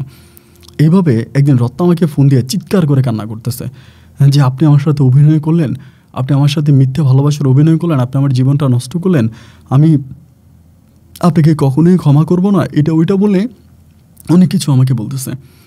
আমি বললাম কেন, মানে আমি তোমার জীবন নষ্ট করলাম কেন, কী হয়েছে? আমাকে বলে আজকে আপনার মা আমার হাতে আংটি পরাই দিছে, আমার মামা 2টারে ডাইকে আনছে, আমার মামা 2টার সামনে আমার হাতে আংটি পরাই দিছে, এবং মহিনের সাথে আমার বিয়ে ঠিক হয়ে গেছে। মানে আমার তো ওই দিক দিয়ে ধরুন আমার ডেলিভারির অনেক প্রেশার, আমি তো আর সময় দিতে পারি না বা বাড়িতে যেতে পারি না। প্রায় আমি বললাম যে আচ্ছা ঠিক আছে আমি কালকে সকালে বাড়িতে আসতেছি। তো পরের দিন সকালবেলা আমি তখন গাড়ি নিয়ে বের হয়েছি, ডিরেক্টলি বাড়িতে গেছি। বাড়িতে যাওয়ার পরে দেখেছি আম্মা উঠানের মধ্যে ওই কী জানি কুড়াচ্ছে আর কি, মানে পরিষ্কার করতেছে। তো ওই দিন আমি বাড়িতে গেছি মঙ্গলবারে, তো মঙ্গল বুধ বৃহস্পতি শুক্রবারে আম্মা বিয়ে ঠিক করে ফেলছে, মহিনের সাথে রত্নার বিয়ে মোটামুটি মানুষকে দাওয়াতও দেওয়া শুরু করছে। যাওয়ার পরে আমি তখন মারে বললাম যে মা ঘরে আসো তো, তোমার সাথে কথা আছে। পরে ঘরে আসছে, আমি বললাম যে মা এগুলো কী শুরু করছো? মা আমাকে বললো কই কী শুরু করলাম? আমি বললাম তুমি নাকি মহিনা রত্নার বিয়ে ঠিক করে ফেলছো, তুমি নাকি আংটিও পরাই দিছো, রত্নার মামা 2টারে ফোন দিয়ে আনছো আমাদের বাড়িতে, আনার পরে রত্নার হাতে আংটি পরাই দিছো, এসব কি? মা আমাকে বলে ও মা এসব কী মানে? তো আমি তো তোর আগেই বললাম। আমি বললাম তো আগেই বললাম, রত্নার মতামত তুমি নিবে না, রত্নাকে জিজ্ঞেস করবা না? মা আমাকে বলতেছে আমি রত্নাকে জিজ্ঞেস করতে যাবো কেন, রত্না তো রাজি আছে, রাজি না থাকলে সে কি আর আংটি পরে? আমি তখন মারে বললাম যে মা রত্নাকে তুমি মহিনকে বিয়ে করাইও না, মানে মহিনের কাছে রত্নাকে বিয়ে দিও না, তুমি এটা বন্ধ করো, মা আমারে গালাগালি শুরু করছে, আমি বিয়ে ঠিক করে ফেলছি, আমি মানুষ দাওয়াত দিয়ে দিছি, আমি সবাইকে জানাইছি শোনাইছি, এখন তুই এটা কী ধরনের কথা বলতেছিস, এটা কী ধরনের কথা। আমি তখন চিন্তা করলাম যে আমার মায়ের আমি যাই বলি, মানে যতই কথাই আমি বলি, আমার হাতে ধরি পায়ে ধরি বা যাই করি কোনো লাভ নাই। আমার মা যেহেতু একবার বিগড়ে গেছে, মা আর কোনোদিন আমার লাইনে আসবে না। মা ঠিকই রত্নাকে মহিনকেই রত্নাকে বিয়ে করাই ফেলবে। আমি ওর মাকে ঠেকাইতে পারবো না, মাকে ফিরাইতে পারবো না। দেখলাম যে আমার মা তো খুবই উগ্র মেজাজি, তিনি আমার উপর আরও রয়ে গেছে। পরে আমি সেখান থেকে আবার চলে গেছি বাড়ি থেকে চলে যাচ্ছি রিক্সা দিয়ে, আমার ডিপুতে যাচ্ছি। রত্না আমারে ফোন দিচ্ছে, ফোন দিয়ে গালাগালি করতেছে যে আপনি চলে গেলেন, আপনি আপনার মারে কিছু বলে গেলেন না, হাতে সময় আছে 2 দিন পরে উনি আমাকে বিয়ে দিয়ে দিবে মহিনের কাছে, আমি আত্মহত্যা করবো এই সেই। আমি বললাম তুমি কালকে সকাল 10টার দিকে তোমার কাপড় চোপড় যা আছে এগুলো নিয়ে তুমি আমাদের এখানে চলে আসো। আমি থানাটার নাম বলি যে আমার থানায় চলে আসো। আমাকে বলে মানি, আমি বললাম যে চলে আসো, কোনো কথা নাই, 9টা-10টার দিকে চলে আসবা। এই বলে আমি তখন কী করলাম, রিক্সা দিয়ে ডিপুতে গেলাম। ডিপুতে গিয়া আমি তখন বাসা ভাড়া করতে শুরু করলাম। গিয়ে ভালো একটা বাসা ভাড়া করলাম, দোতলায় একটা বাসা ভাড়া করলাম। বাসা ভাড়া করে ওনারা অ্যাডভান্সও করে দিলাম। ওই দিনের ভিতরে আমি মোটামুটি কিছু ফার্নিচার উঠিয়ে ফেললাম। ফার্নিচার উঠাইয়া আমি রাতের বেলায় রত্নারে কল দিয়ে বললাম যে তুমি সকালবেলা চলে আইসো 9টা-10টার মধ্যে। আমাকে বলো আচ্ছা ঠিক আছে। 9টা-10টার মধ্যে ও কেমনি আমার মায়ের চোখ ফাঁকি দিয়েও চলে আসছে, আমাকে ফোন দিচ্ছে, বলতেছে আমি এই জায়গায় আসি। আমি তখন গিয়ে তার ওইখান থেকে ডাইরেক্ট আমার বাসায় নিয়ে আসছি। ও আমাকে বলে এটা কার বাসায়? আমি বললাম আমার বাসায়। হেল্পারে ফোন দিলাম, আমার ডিপুর ম্যানেজারে ফোন দিলাম। আমার ডিপুর ম্যানেজার আর আমার গাড়ির হেল্পার তারা একজন কাজী নিয়ে আসে। কাজী নিয়ে আসলে পরে আমার এই ঘরের মধ্যে আমি তখন রত্নাকে বিয়ে করে ফেলি। বিয়ে করে আমি তখন রত্নারে রেখে দিছি। রত্না আমার সাথেই আছে। বিকাল 5:30টার দিকে আমার মা আমারে কল দিছে। কল দিয়ে বলতে আসছে যে মনির, এই মানিক কই, এই রত্না কই? আমি বললাম যে রত্নাকে আমি জানি কি? আমার মা বলে দেখ রত্না সকালবেলা বাড়ি থেকে বাইরে হয়ে গেছে, রত্না কই গেছে তুই জানোস? আমি বললাম তা আমি তো জানি রত্না কই গেছে। পরে বলে কই? আমি বললাম রত্না আমার সাথেই আছে। মা আবার বলে রত্না তোর সাথে আছে মানে? ও রত্না ওইখানে কেন গেছে? ওই কেনাকাটা করার জন্য গেছে? আমি বললাম না, কেনাকাটা করার জন্য আসে না, ও বিয়ে করার জন্য আসছে। মা আমাকে বলতেছে ও মা এগুলো তুই কী বলিস, বিয়ে করার জন্য মানে কাকে বিয়ে করার জন্য গেছে? আমি বললাম আমাকে। আমার আম্মা তখন বলতেছে তুই কি পাগল হয়ে গেলি নাকি? 2 দিন পরে ওর সাথে মহিনের বিয়ে, আমরা বিয়ের কাঠও সাফাই ফেলছি, দিকে দাওয়াত দিতেছি, তুই একটাবার এটা কি বলতেছিস তুই রত্নারে বিয়ে করছিস মানে? আমি বললাম হ্যাঁ আমি রত্নারে বিয়ে করছি, শুধু বিয়েই করি নাই, রত্না আমার বিবাহিতা বউ এবং ও আমার সাথেই আছে, আমরা একসাথে আছি। আমার আম্মা তো তখন মানে পারতেছে না যে পুরো বিল্ডিং ঘর বাড়ি সব উল্টাই নিবে, বলতেছে এটা তুই কি বলতেছিস, তুই এটা কী করছিস? আমি কী করছি মা, আমি তো কিছু করি নাই। রত্না একটা প্রাপ্তবয়স্ক মেয়ে, তুমি যে তোমার ছেলেকে ওকে বিয়ে করাইবা, তুমি কি একটাবারের জন্য ওরে জিজ্ঞেস করছো, ওর কাছ থেকে অনুমতি নেওয়ার চেষ্টা করছো? আমার আম্মা তখন মানে ধুমধাম টালাগালি করে ফোনটা কেটে দিছে। ফোনটা কেটে দিয়ে এই রাতটা কোনো মতো কেটে গেল। আমি আর রত্না একই ঘরে ছিলাম এবং আমাদের মাঝে স্বামী স্ত্রীর সম্পর্ক থেকে ছোটো একটা বাসর ঘর তৈরি করা হলো। পরের দিন সকালবেলা আমার ডিপুতে আমার মা চলে আসছে, মা, ছোটো ভাই, আবার আমাদের এলাকার আরও 2জন লোক আসছে। আমি তখনও রত্নার সাথে ঘরে শুয়েছি। আমার ম্যানেজারে কল দিয়ে বলতেছে মানিক ভাই এমন আপনার মা আসছে ডিপুতে। আমি তখন বললাম সাবধান, আমার ঘরের ঠিকানা কিন্তু দিয়ে না, আমার বাসার ঠিকানা দিয়ে না। বলে হ্যাঁ বারবার আপনার বাসার ঠিকানায় যাচ্ছিল, আপনার বাসার ঠিকানা আমরা দিই নেই। আমি বলে ভালো করছেন, বাসার ঠিকানা দেন না, এটা খুব ভালো করছেন, আচ্ছা ঠিক আছে আমি আসতেছি। পরে আমি গেলাম ডিপুতে যাওয়ার পরেই মা সবার সামনে এসে আমার কলার চেপে ধরছে, ধৈর্য জুতা খুলে আমার পিটাইতে শুরু করছে। তা আমার সৎমা হইলেও তো মা, আমি ওনারে সম্মান করি, জুতা দিয়ে মারতেছে আমি কিছুই বলি না, অনেকক্ষণ জুতা দিয়ে পিটাইছে। পরে আমার বলে তুই রত্নারে বের করে আন, রত্না কয়েছে রত্নারে বের কর। আমি তখন বললাম মা তুমি কি পাগল হইছো, আমি রত্নারে গতকালকে বিয়ে করছি, রত্নার সাথে আজকে আমার বাসর হয়েছে, তুমি এটা কী ধরনের কথা বলো? এইসব কথাবার্তার মাঝে আমার ছোটো ভাইটা তখন হঠাৎ করে মাথা ঘুরে পড়ে যায়, মানে বুঝতেই পারলাম না, ও তখন অজ্ঞান হয়ে যায়। ওরে নিয়ে সবাই তখন টানাটানি ওরা হসপিটালে ভর্তি করায়। এবং ছোটো ভাই নাকি রত্নারে খুব পছন্দ করতো, রত্নারে অনেক ভালোবাসতো। আমার ছোটো ভাই কান্নাকাটি করে জাস্ট পাগলের মতো হয়ে যায়, মানে একদম পাগলের মতো হয়ে যায়। ওর দোকানপাট ব্যবসা বাণিজ্য সব কিছু ছাড়িয়ে দেয়, ও পাগল হয়ে যায়, খাওয়া দাওয়া করে না, ঘুমায় না, মানে প্রচুর পাগলামি করতেছে। ও রত্নার অনেক ভালোবাসে এবং আমি যাতে রত্নাকে ছেড়ে দিই, ও রত্নারে বিয়ে করবে। আমি তখন ডিরেক্টলি ডিপুর ম্যানেজারকে এবং ডিপুর গাইডদেরকে বললাম যাতে আমার মা ডিপুতে আসলে কেউ জায়গা দিবেন না, কোনো কিছু বলবেন না। মা তখন এই ডিপুতে আসে আমার সাথে দেখা করার জন্য প্রচুর ঝামেলা করে, মারে কেউ মূল্যায়ন করে না বা আমার এই ডিপুতে মারে কেউ ঢুকতে দেয় না। আমি তখন আর মায়ের সাথে কোনো যোগাযোগ রাখলাম না, যোগাযোগ না রাখা আমি তখন এই ডিপুর মাধ্যমেই তখন আপনার ট্রাক চালাইতেছি, ইনকাম করতেছি। তো এরকম করতে করতে আমার মাও একটা সময় চুপ হয়ে গেল, মানে ঠান্ডা হয়ে গেল, আর কোনো কিছু বললো না, যেহেতু সে আর কোনো কিছু করতে পারলো না, তার তো আর কিছু বলা নেই, সে আর কিছু বললো না। এইভাবে 2 থেকে 3 মাস আমার সংসারটা কাটে। 3-4 মাস পরে রত্না বাচ্চা কনসেপ্ট করে, বেবি কনসেপ্ট করে। ওর পেটে বাবু আসে, আমি তো আলহামদুলিল্লাহ খুশি হই। কিন্তু বাবুটা আসার মাসখানেক পরে বাবুটা আবারও নষ্ট হয়ে যায়, এবং নষ্ট হয়ে যায় যে কারণে, এই কারণটা শুনলে হয়তো অনেকে অবাক হয়ে যাবে। রত্না ওই সময় টিকটকে ঢুকে যায়, মানে টিকটক করে, টিকটক ভিডিও বানায়। যেহেতু আমাদের এটা কিন্তু জেলা শহর ছিল, জেলা শহরে অনেক সুন্দর সুন্দর জায়গা আছে, পার্ক, তারপরে বিভিন্ন জায়গায় আমার বিল্ডিংয়ের ছাদে, বাসার মধ্যে, রুমে, এখানে ওইখানে আমি যদিও গাড়ি চালাইতাম, তো মোটামুটি তো ভালো টাকা পয়সা আমার কাছে ছিল। এগুলো দিয়েও তখন এই টিকটক ভিডিও বানায়, এটা করে ওইটা করে, এবং ওই টিকটক ভিডিও বানাইতে বানাইতে সবাই বলে জিন বা ভূতের আসর পড়ছে, যার জন্য বাচ্চাটা নষ্ট হয়ে গেছে। তা আমি ওরা বারবার নিষেধ করি যে এই ধরনের টিকটক ভিডিও বানানো ঠিক না, তুমি এসব ভিডিও টিডিও বানায়ও না, এগুলো ভালো না, তুমি এগুলো বন্ধ করো। না, ও আমার কোনো কথাই শোনে না, এগুলো করবেই। আমি বারবার বলি যে এসব করো না, এটা মানুষ খারাপ বলে, লোকে যেটা খারাপ বলে এটা করা ঠিক না, তুমি এসব করো না, এটা বন্ধ করো। না, কোনোভাবে আমি ওকে মানাইতে পারি না, আমার কোনো কথাই শোনে না, ও টিকটক করবেই। এবং টিকটকের প্রতি ওর এমন একটা নেশা ঢুকে গেছে যে ও টিকটক ভিডিও করবে, ওইটা ছাড়া কিচ্ছু বোঝে না। যতই বুঝাইলাম, যতই কিছু করলাম, না, আমি তারে ওই পথ থেকে ফিরে আনতে পারলাম না। এবং একটা সময় টিকটকের প্রতি এতটাই আসক্ত হয়ে গেছে, তার ফ্রেন্ড ফলোয়ার এত বেশি যে মাঝে মাঝে আমার বাসার নিচে ছেলেমেয়েরা ভিড় লেগে যায় ওর সাথে দেখা করার জন্য, যে রত্না আপুর সাথে দেখা করব। যদিও ওর টিকটক আইডি নাম ছিল অন্যটা, তো আমি রত্নই বলি। আইসা বলে যে ওনার সাথে দেখা করব, ওনাকে মানে আনেন ছেলে মেয়ে বৃদ্ধ বয়স্ক সব মানুষ ওর সাথে দেখা করার জন্য আসে, মানে যারা এই টিকটক লাইনে আছে, প্রতিবন্ধী লাইন বলি আমি ওইটাকে, এই প্রতিবন্ধী লাইনে আছে। তা কোনোভাবে আমি ওকে এটা থেকে সরাইতে পারি না, ও টিকটক করবেই। একটা পর্যায়ে আমার সাথে মানে এইভাবে 1.5 বছর কেটে গেল আমাদের সংসার জীবন। এই 1.5 বছর পর্যন্ত আমার ছোটো ভাই কিন্তু মানে মহিন কিন্তু পাগলে হয়ে রয়েছে, ওর কিন্তু ব্রেন আর ঠিক হইল না, তখন পাগলে। তাই ও আমাকে বলতেছে যে তুমি আর গাড়ি চালাও না, আমার বউ আমারে বলে। আমি তখন বললাম যে কেন গাড়ি চালাবো না কেন? ও আমাকে বলে আমি একটা টিকটক সেলিব্রিটি, আমার সাথে আমি রাস্তাঘাটে গেলে সবাই আমার সাথে ছবি তোলে, আমার সাথে কথা বলে, সবাই আমাকে এতটা ভালোবাসে, তা আমার জামাই ট্রাক চালায়, এটা আমি মানতে পারতেছি না, তুমি ট্রাক চালানো বন্ধ করো। আমি তখন বললাম আরে ফকিন্নি বলে কি, কয়েকদিন আগেও তো আমাদের বাসায় কাজের মেয়ের মতো কাজ করছিলা, আর এখন তুমি আমারে বলতেছো আমি ট্রাক চালানোটা ছেড়ে দিব? তুমি জানো না আমার আব্বা যে রিক্সা চালাইতো? আমার বলে দেখো আমি যেটা বলছি সেটাই, তুমি তোমার ট্রাক চালানো বন্ধ করো, এবং তুমি আর ট্রাক চালাইতে পারবা না। আগে কি করছো না করছো, বাট তুমি এখন আর ট্রাক চালাইতে পারবা না, আমি তোমাকে অনেক ভালোবাসি, তুমি ট্রাক চালানো বন্ধ করো। আমি বললাম যে রত্না, তুমি যতই বলো, তুমি যেটাই বলো, আমি ট্রাক চালানো বন্ধ করবো না, কারণ এটা আমার পেশায় পরিণত হয়ে গেছে, এটা আমি করি, এটা আমি ছাড়বো না। ও আমাকে বলে দেখো আমি টিকটক করি, বিভিন্ন জায়গায় অনুষ্ঠান করতে যাই, এবং সবাই আমার হাজব্যান্ডের কথা জিজ্ঞেস করে, এবং এভাবে এটাই কিন্তু সত্য। আমি ট্রাক নিয়ে বেরোইলে অনেক ছেলেমেয়েরা আমার বলে এটা রত্নাপুর জামাই, এই টিকটক রত্নাপুর জামাই, এটা বলে সবাই আমাকে আমার সাথে অনেকেই ছবি ওঠে আর কি, এটাই সত্য কথা, ওর কথা মিথ্যা না। তো আমাকে খুবভাবে মানে বাধা দিতেছে যে না তুমি এই ট্রাক চালাইবে না, ট্রাক চালানো বন্ধ করো প্লিজ, তুমি ট্রাক চালাও না। আমি তো আর ওর কোনো কথাই শুনি না, আমি আমার মতো করে ডিপুতে যাচ্ছি, ট্রাক চালাইতেছি। এইভাবে মাসখানেক কাটার পর আমাকে একদিন বলতেছে যে শোনো, আমি তোমাকে একটা ভালো প্রস্তাব দিব, রাখবা? এমন করে আমাকে বলে। আমি তখন বললাম যে কিসের প্রস্তাব?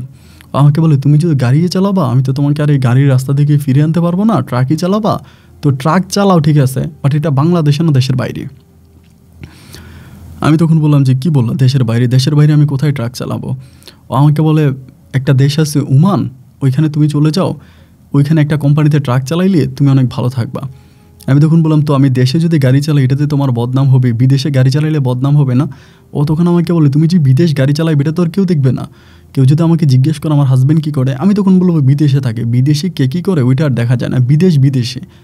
তা আমি এটা সবার কাছে বলবো যে তুমি বিদেশ চলে যাও, তুমি ওমানে যাও, ওমানে গিয়ে তুমি ট্রাক চালাও বা যেটাই করো, ওইখানে একটা কোম্পানিতে ভালো একটা চাকরি আছে, ওইখানে চলে যাও। আমি তখন বললাম তো আমার 14 গোষ্ঠীর মধ্যে তো কেউ ওমান থাকে না, আমি কাউরে চিনিও না, তো তুমি আমাকে ওমানে যাইতে বলতেছো, আমি ওমানে গিয়ে কী করবো বা কারে আমি চিনি? ও আমাকে বলে আমার একটা ফলোয়ার্স আছে, ওর নাম হচ্ছে শাহিন, এবং উনি অনেক ভালো, বাড়ি হচ্ছে নোয়াখালীতে, তো ওনার সাথে আমার কথাবার্তা হয়েছে, এবং উনি খুবই ভালো একটা মানুষ, এবং তুমি ওনার কাছে চলে যাও। তো আমি তখন বললাম যে নোয়াখালী বাড়ি, নাম শাহিন। পরে ও হাসতেছে। আমি তখন বলি যে হাসতেছো কেন? ও তখন বলে নোয়াখালী না বরিশাল। আমি তখন বললাম মানে নোয়াখালী না বরিশাল আসলে কি? পরে ও তখন হাসতে হাসতে বলে আচ্ছা আমি তোমাকে সব কিছু খুলে বলি, তুমি শোনো, আসলে ওনার নাম হচ্ছে শাহিন, উনি নোয়াখালীর ভাষায় কথা বলে। তো আসল ওনার বাড়ি নোয়াখালী না, ওই ডিপুতে যত লোক আছে সবাই নাকি নোয়াখালীর, এই জন্য নোয়াখালীর ভাষায় কথা বলে। ওনাকে আমি নোয়াখালীই বলি, কিন্তু ওনার বাড়ি বরিশালে। এবং এই লোকটা অনেক ভালো, আমার ফলোয়ার্স, আমার ভিডিও টিডিও দেখে, আমার ভিডিও শেয়ার করে। তো ওনাকে আমি ভাই ডাকি, উনি আমাকে বোন ডাকে, আমাদের মাঝে ভাই বোনের একটা সম্পর্ক হয়। আমার যে বাবা নাই, মা নাই, ভাই নাই, বোন নাই, আমি যে আমার এতিম, এগুলো আমি সব কিছু ওনাকে বলছি। বলার পরে তিনি আমাকে বোন ডাকছে, তারও কোনো বোন নাই, তারা টোটাল 3 ভাই, ইনি সবার ছোট, বাকিরা বড়। তো এখন তার ভাইরও ওমানেই থাকে। তো তিনি আমাকে বোন ডাকছে, বোন ডাকার পরে আমি তখন আমাদের এই সমস্যার বিষয়টা বললাম, তুমি যেরকম ট্রাক চালাও এটা বলার পরে তিনি আমাকে প্রস্তাব দিল যে বোন রে, আমি যেহেতু তোমাকে বোন ডাকলাম, তুমি আমার ছোট বোন, তুমি তোমার হাজব্যান্ডকে বলো যাতে সে ওমানে চলে আসে। যদি সে ওমানে আসে, আমার একটা অনেক বড় কোম্পানি আছে, ওই কোম্পানিতে সে গাড়ি চালাবে এবং মাসের শেষে 50,000 টাকা বেতন পাবে। আমি তখন বললাম কি বললাম, 50,000? বলে হ্যাঁ, 50,000 টাকা বেতন দিব এবং তোমার যাইতেও কোনো টাকা লাগবে না, শুধু টিকিটের টাকা লাগবে। তোমাকে ভিসাটা সম্পূর্ণ ফ্রি দিবে, ফ্রি ভিসায় তোমাকে নিয়ে যাবে, তুমি কোনো টাকা দিতে হবে না, শুধু যাওয়ার সময় তুমি টিকিট কেটে যাইবা, আমার শাহিন ভাইয়া তোমাকে নিয়ে যাবে। আমি তখন বললাম যে এটা কী ধরনের কথা? আমি বললো ঠিক আছে, আমি চিন্তা করে দেখি। পরে আমি চিন্তা করতেছি, দেশে যদি আমি ট্রাক চালাই পাই 15-16 হাজার টাকা, এর উপরে বেতন পাই না। বাট আমি যদি ওমানে যাই 50,000 টাকা বেতন পাই। এর আগ থেকে অনেকের মুখে শুনেছিলাম, আমার অনেক সার্কিট আছে বা যাদের সাথে গাড়ি চালা, ওরা অনেকেই বিদেশে চলে গেছে, কেউ কুয়েতে, কেউ সৌদি আরবে, বিভিন্ন জায়গায় গিয়ে গাড়ি চালাইতেছে এবং প্রত্যেকেই খুব ভালো অবস্থানের মধ্যে আছে। সবারই অবস্থান খুব ভালো, গাড়ি চালিয়ে ভালো টাকা ইনকাম করে। তো সবাই যদি বিদেশ যায় ভালো টাকা ইনকাম করে, তাহলে আমি বিদেশ যাব। আমার মাথায় হঠাৎ করে আসলো, আমি বললাম যে ঠিক আছে রত্না, তুমি যদি বলো আমি যাব, তুমি এই লোকটার সাথে আমাকে কথা বলাই দাও। পরে ওই লোকটার সাথে কথা বলে দিল। তিনি পুরো নোয়াখালীর ভাষায় কথা বলে, সম্পূর্ণ যেন নোয়াখালীর মানুষ। কেউ বিশ্বাসই করবে না যে ওনার বাড়ি বরিশালে, আমাদের এলাকা থেকে খুব দূরেও না, মোটামুটি কাছাকাছি ওইখানে ওনার বাড়ি। তিনি আমার সাথে খুব সুন্দর করে কথা বলে যে আমি আপনার বউকে বোন ডাকছি, সে আমার ছোটো বোন। এখন ছোটো বোন যদি হয় তাহলে তো আপনি আমার বোন জামাই, তো বোন জামাইকে আর কী বলবো। উনি আমাকে ভিডিও কল দিয়ে ওনার ডিপো, ওনার কোম্পানি এবং ওই আরবি লোকটার সাথেও আমাকে ভিডিও কলে দেখাইলো এবং সে আমার ড্রাইভিংও দেখলো, আরবিটা আমার ড্রাইভিং দেখলো, আমি কেমন ড্রাইভিং করে সব কিছু দেখে আমার বললো যে ঠিক আছে, পাসপোর্ট করার জন্য আমাকে উনি নিয়ে যাবে ওমানে। তো সব কিছু ঠিক হওয়ার পর আমি তখন পাসপোর্ট বানাইলাম, পাসপোর্ট বানাইয়া পাসপোর্টটা ওই শাহিন ভাইয়ের জন্য পাঠাইলাম এবং অল্প কয়েক মাসের মধ্যে শাহিন ভাই তখন আমার ভিসা কনফার্ম করে দিল। এবং ভিসাটা যখন কনফার্ম হলো, ভিসা কনফার্ম হওয়ার পরে আমারে বলে যে ভাই আপনি আসেন। পরে আমার ভিসা লাগলো, আমি তখন গেলাম এবং রত্নারে আমি বললাম যে কোনো খারাপ কাজ করো না। বাড়িওয়ালারে বললাম যে রত্নার দিকে যাতে খেয়াল রাখে, সব কিছু ঠিক থাকে। এবং আমি ওরে বুঝাই শোনা তখন আমি সুদূর ওমানের উদ্দেশ্যে রওনা দিলাম। আরব দেশ ওমানে গেলাম এবং ওমান এয়ারপোর্ট থেকে, মাস্কাটে যে এয়ারপোর্ট আছে সেই এয়ারপোর্ট থেকে ওই ভাই আমাকে রিসিভ করে, শাহিন ভাই আমাকে রিসিভ করে তখন আমাকে এয়ারপোর্ট থেকে বের করে তিনি আমাকে মোটামুটি অনেক দূরে একটা জায়গায় নিয়ে যায়। তো নিয়ে যাওয়ার পরে ওই জায়গাটা একটা, ওইখানে আরেকজন ভাই আছে, একটা ওয়াদির মতো, ওয়াদি বলতে খুব খালি একটা জায়গা, আশেপাশে খোলামেলা। ওইখানে নিয়ে আমাকে বলতেছে আপনি আপাতত এখানে 2-1 দিন থাকেন, আমাদের ডিপোতে আপনাকে 2-1 দিন পরে নিয়ে যাব। তাই আমি বললাম যে কেন? বলে না, আপনি এখানে থাকেন, 2-1 দিন পরে আপনাকে নিয়ে যাব। তাই আমি বললাম যে আচ্ছা ঠিক আছে। তো আমি আমার বউর সাথেও কথা বলতেছি মোবাইল ফোনের মাধ্যমে, আমার বউরে বলি, আমার বউ বলে ঠিক আছে, উনি যেখানে বলতেছে এখানে থাকো, সমস্যা নাই, এটা নিয়ে তুমি টেনশন করো না, ওইখানে থাকো। এখানে আমাকে বলে, এভাবে প্রায় 7-8 দিনের মতো কেটে গেছে।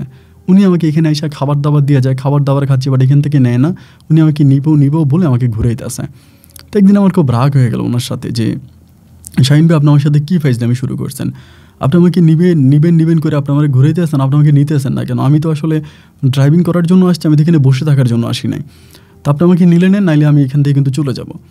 এটা বলার পরে উনি তখন দাঁড়াম করে হঠাৎ করে আমার একটা বুক প্যাসে একটা লাথি মেরে দিচ্ছে, বুকের মধ্যে বুক প্যাসে লাথি মেরেছে। বলে কিরে ভাই লাথি মারলেন কেন? তখনই আমার খুব খারাপ ভাষা একটা গালি দিল, বান্দির ভাষা গালি দিয়ে আমার মোবাইল ফোনটা আমার হাত থেকে নিয়ে একটা আসার দিয়ে মোবাইলটা ভেঙে লাইছে। মোবাইলটা ভাঙিয়া ওইখানে যে লোকটা ছিল তারা বলতেছে তারা বান, এবং বলা মাত্র আমাকে তখন পিস মারা বান দিয়ে দিল। এবং এটি এরকম একটা জায়গা যে খুবই আশেপাশে মাইলের পর মাইল গেলেও কোনো মানুষ পাওয়া যাবে না, কোনো কিছু পাওয়া যাবে না, একটা মরুভূমির ভিতরে।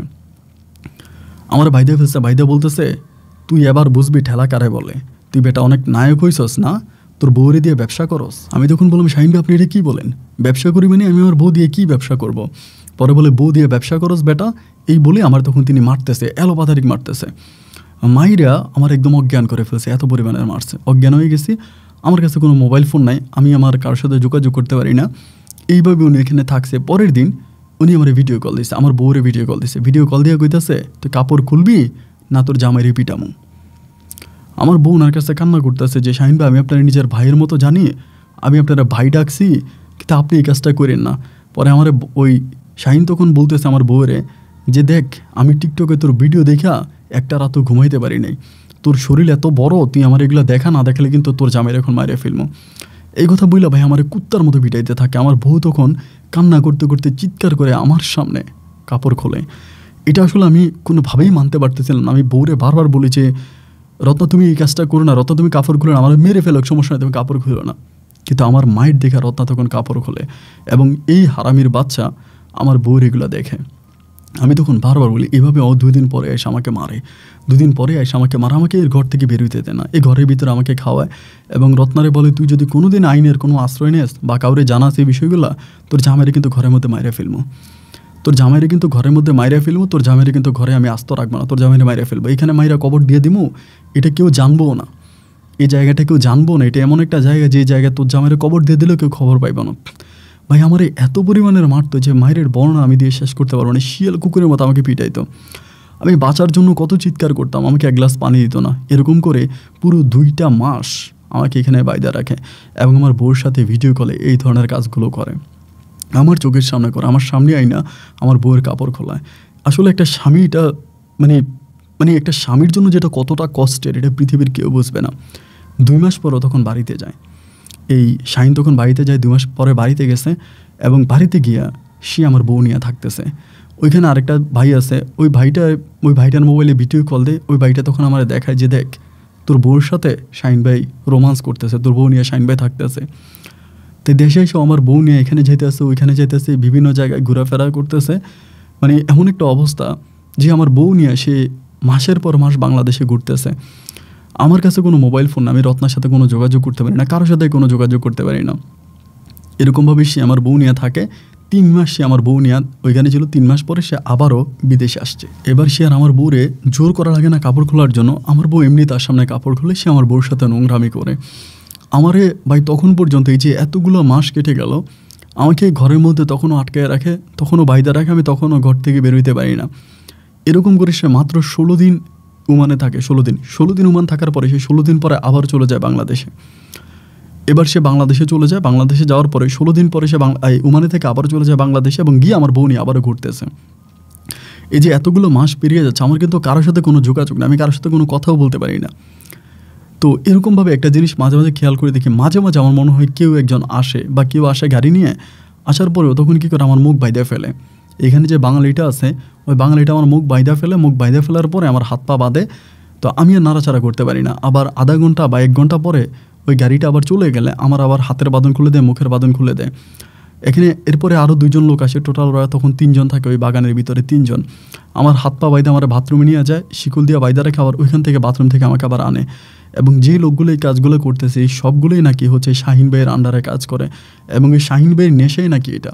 তিনি বিভিন্ন সুন্দরী মেয়েদের, সুন্দরী প্রবাসীর বউদেরকে টার্গেট করে, মানে প্রবাসীর বউ বলতে যাদের ধরেন একটু গরিবের মেয়ে আছে, দেখতে শুনতে ভালো, এগুলোর সাথে কথাবার্তা বলে যে ঠিক আছে আপনার স্বামীর বিদেশে এনে দিব, তাদেরকে বোন ডাকে ঢাইকা স্বামীর বিদেশ আনে, যেমন করে আমার সাথে করছে এরকম করে নাকি এনে এই পর্যন্ত অনেক মেয়েদের জীবনে নষ্ট করছে। তো যাই হোক, এমন করে আমাদের তখন বাইদা রাখে। তো একদিন শুক্রবার ছিল সকালবেলা, তখন গাড়ি দিয়ে কিছু লোক আসছে, আসে ওই দিন তো এসে তারা চলে যায়, বাট ওই দিন যাইতেছে না, তারা ওই দিন মনে হয় গল্প গুজব করতেছে। আমি তো ওই ঘরটা তো ভাঙা একটা ঘর, তাবুক দিয়ে ওই ঘরের ভিতরে আমি তখন শুনতেছি তারা কথা বলতেছে বাইরে। এবার আমার ভিতরে তখন খুব কষ্ট হইতেছে, কষ্ট হওয়ার একটা পর্যায়ে আমি তখন মানে সামনে একটা ওই দিন একটা মানে কি একটা লাঠির মতো কি একটা জানি ছিল, আমি তখন একটা লাথি মারি এটা ওই জায়গায় পরে আমি তখন মানে খুব কষ্ট করে আমার মুখের যেই কস্টিপটা ছিল কস্টিপটা খুলে ফেলি। কস্টিপটা মানে খুব কষ্ট করে আমার ঠোঁটটা মনে হয় ছিঁড়ে যায়, এত কষ্ট করে কস্টিপটা খুলে ফেলে কামড় দেওয়া খুলে আমি তখন চিৎকার করতেছি, জোরে জোরে চিৎকার করতেছি। চিৎকার করার পর আরবিগুলো তখন ঘরে দৌড়ে আসে, বাঙালিগুলো আসে, এসে দেখতেছে যে আমার এইভাবে বাইধা রাখছে। আরবিরা এটা দেখে আরবিরা তখন পুলিশ কল করে, পুলিশ কল করার পরে তখন পুলিশ আসে, এই বাঙালিগুলো 3 জনে তখন এখান থেকে পালিয়ে যায়। পুলিশ আসার পরে আমার তখন এখান থেকে নিয়ে যাবে। তা আমি তো আর ওদের কমিউনিকেশন বুঝি না। তো পাশের আরেকটা নতুন একটা মাজরা হয়, মানে নতুন একটা বাগান হয়, ওই বাগান থেকে একটা বাঙালিরা ডাক দিয়ে আনে। আনার পরে তখন পুলিশের মাধ্যমে আমাকে জিজ্ঞেস করা হয় কি, আমি তখন সমস্ত ঘটনাগুলো আরবিকে খুলে বলি। আরবিটাকে খুলে বলার পরে আরবিটা মধ্যবয়স্ক ছিল, সে তখন পুলিশকে বলে যে ওনে নিয়ে যাইস না, আমি ওর ভিসা পতাকা সব কিছু আমি করবো, এই ছেলেটা অনেক অসহায়, তারপরেও পুলিশ আমাকে নিয়ে যায়। 3 দিন পর্যন্ত আমাকে জেলে রাখে। 3 দিন পরেই আরবি তখন তার সমস্ত ডকুমেন্ট দিয়ে আমাকে ওইখান থেকে ছুটে আনে। ছুটে আনার পর আরবি আমারে বলে, দেখ তোদের বাঙালি খুব খারাপ, তো এখানে কাজ করতেছিস, আমার যে অন্য লোকগুলো ছিল তারা তো চলে গেছে, তুই কি এখানে থাকবি? আমার গরু আছে, ছাগল আছে, এগুলো দেখাশোনা করবি, এখানে থাকবি? আমি বললাম হ্যাঁ আমি থাকবো। তুই আমার রাইখা দে। পরে ও কী করে ওর নামের উপর আমার ভিসা লাগায়, আমার আগের ভিসা কে কি আমি কিছুই জানি না, ওর নামের উপর আমার ভিসা লাগে ওই মাজরায় বা বাগান আমাকে রেখে দেয়। এবার আমি মোবাইল নিয়ে আমার বউর সাথে যোগাযোগ করার চেষ্টা করি, কিন্তু আমার বউয়ের মোবাইল বন্ধ। একটা পর্যায়ে আমি তখন কী করি, আমার যে ডিপুতে আমি আগে কাজ করতাম সেই ডিপুর মালিকের নাম্বার জোগাড় করি, করে ডিপুর মালিককে ফোন দিই, ডিপুর ম্যানেজারে ফোন দিই। তারা বলে আপনার বউ আর এখানে থাকে না, আপনার বউ চলে গেছে, আজকে অনেক মাস হয়েছে সে এখানে থাকে না, চলে গেছে, কোথায় গেছে তা জানি না। পরে আমি মালিককে বললাম যে তুই আমার বাড়িতে যেতে দে, আমার বউরে তো খুঁজে পাওয়া যাচ্ছে না, এবং এই পর্যন্ত ওই যে শাহিন কোথায় আছে আমি সেটাও জানি না। পরে সেখান থেকে আমি তখন কী করলাম, বাড়িতে গেছি, মালিক আমাকে ছুটি দিল, ঠিক আছে বাড়িতে যা। আমাকে অনেকগুলো টাকাও দিচ্ছে ওই ওমানি, আমার আপ ডাউনের টিকিট কেটে দিছে এবং আমাকে অনেকগুলো টাকা দিছে। টাকা দিয়ে বলে তুই দেশে যা, দেশে গিয়ে তোর বউরে তুই খুঁজে বাইর কর। আমি তখন দেশে গেলাম, দেশে যাওয়ার পরে রত্নারে খুঁজতেছি, এইখানে ওইখানে অনেক জায়গায় রত্নারে খুঁজছি, রত্নারে আর খুঁজে পাই না। এমন করতে করতে একটা গোপন সূত্রে খবর পেলাম যে রত্না ঢাকাতে আছে এবং ওই শাহিনের সাথে আছে। তো আমার এই দিক দিয়ে বিশারও মিয়া চলে যাইতেছে, মানে আমার যে ছুটি ছিল ছুটিও শেষ। আমি এরকম খোঁজাখুঁজি করতে করতে করতে করতে শেষ পর্যন্ত অনেক কষ্টের পরে রত্নার নাম্বারটা জোগাড় করলাম, নাম্বারটা জোগাড় করতে সক্ষম হই। নাম্বারটা জোগাড় করে আমি একদিন সন্ধ্যার পরে এই নাম্বারে কল দিই। প্রায় 61টা কল দেওয়ার পরে কলটা রিসিভ করে তখন রত্না রিসিভ করে বলতেছে কে? আমি বললাম যে রত্না, আমি তোমার স্বামী মানিক হোসেন। পরে আমার বলতেছে তুমি দেশের নাম্বার দিয়ে কল দিছো, তুমি কি দেশে আসছো? আমি বললাম হ্যাঁ। ঠিক ও এমন করেই কথা বলতেছে। আমি তখন বললাম রত্না, আমি কি তোমার সাথে একটু দেখা করতে পারি? আমাকে বলে না, তুমি তোমার সাথে এখন দেখা করতে পারো না। আমি বললাম রত্না তুমি কই আসো? বলে আমি ঢাকাতে আছি। তো আমি বললাম ঢাকাতে তুমি কি করো? বলে সংসার করি। আমি বললাম কার সংসার করো? বলে শাহিন ভাইয়ের সংসার করি। আমি বললাম তুমি কি শাহিনকে বিয়ে করছো? বলে হ্যাঁ আমি শাহিনকে বিয়ে করছি, আমি শাহিনের সংসার করতেছি। তাই বললাম যে শাহিন এখন কোথায়? বলে ও তো দেশেই আছে, দেশে অনেক ব্যবসা বাণিজ্য ধরছে, এখন আর বিদেশ যাবে না, দেশেই আছে। আমি বললাম রত্না তুমি এটা কি করলা? আমাকে বলে আর কী করবো, আমি তোমার জীবন বাঁচাইতে গিয়ে নিজের জীবনটাই শেষ করে দিলাম আর কি। তো যাই হোক, তুমি ভালো আছো তো, এখন একটা বিয়ে শাদী করে সংসার করো, তুমি তোমার মতো করে থাকো। আমি বললাম রত্না এটা তুমি কী কথা বলতেছো? তুমি কি ভুলে গেছো আমাদের সাজানো গল্পটা, আমাদের ভালোবাসাটা? আমি তোমার এত ভালোবাসি, এটা তুমি কেমন কথা বললে যে আমি অন্য করে বিয়ে করবো?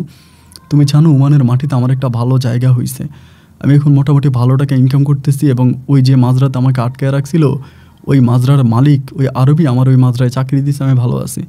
আমাকে বলে দেখো আমি এত কথা বলতে পারবো না, তোমার সাথে আমার এখন কথা বলতে ইচ্ছে করতেছে না, আমি রাখি, একটু পর আমার স্বামী আসবে, এটা বলো। তখন ফোনটা কেটে দিল।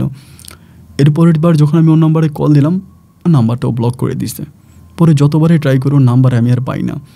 এরকম করে অনেক খোঁজাখুঁজি করার পর আমি তার ঠিকানা বের করছি। এর মধ্যে কিন্তু আমার ওমানের ভিসা আবার ক্যান্সেল হয়ে গেছে, কারণ আমি তো আর যাইনি।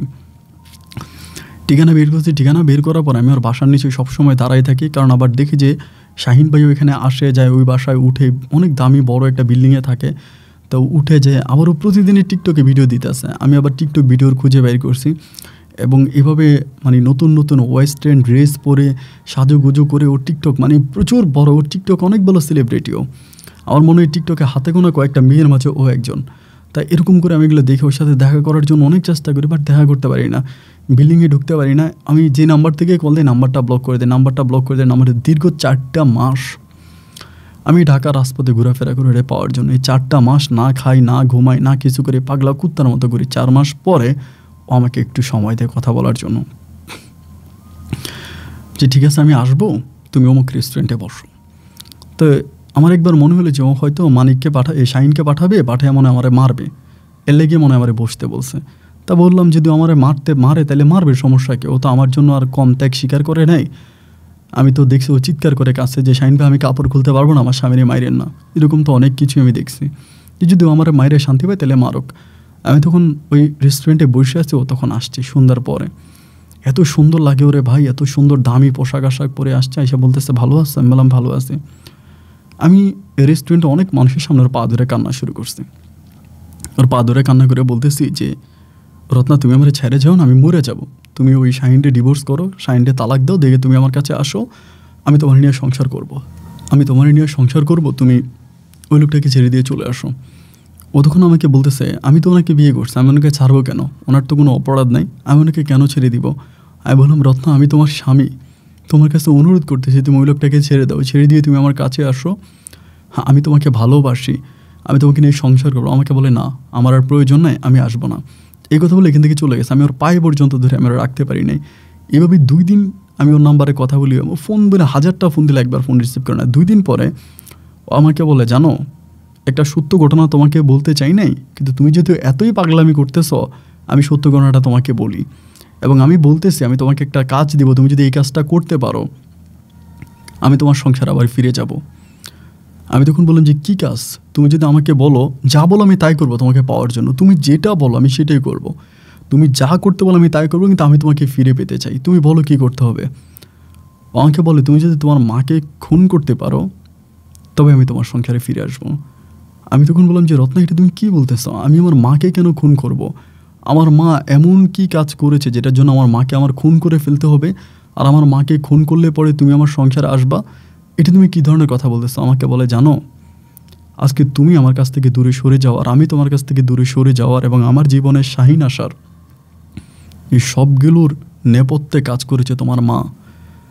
আমি বললাম, আমার মা কীভাবে নেপথ্যে কাজ করেছে? এটা তুমি কি বলতেছো? আমাকে বলে, তাহলে শোনো, এই শাহিন আসলে মূলত আমার ফ্রেন্ড, মানে ও আমাকে ফলো করে থেকে কিন্তু মানে আমার টিকটক আইডি থেকে কিন্তু আমার ফ্রেন্ড হয় নাই।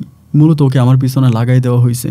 আমি বললাম, কে লাগাই দিছো? বলে, তোমার মা এই শাহিনকে আগ থেকেই চিনতো। কীভাবে চিনতো সেটা অনেক লম্বা কাহিনী, ওইদিকে না যাই।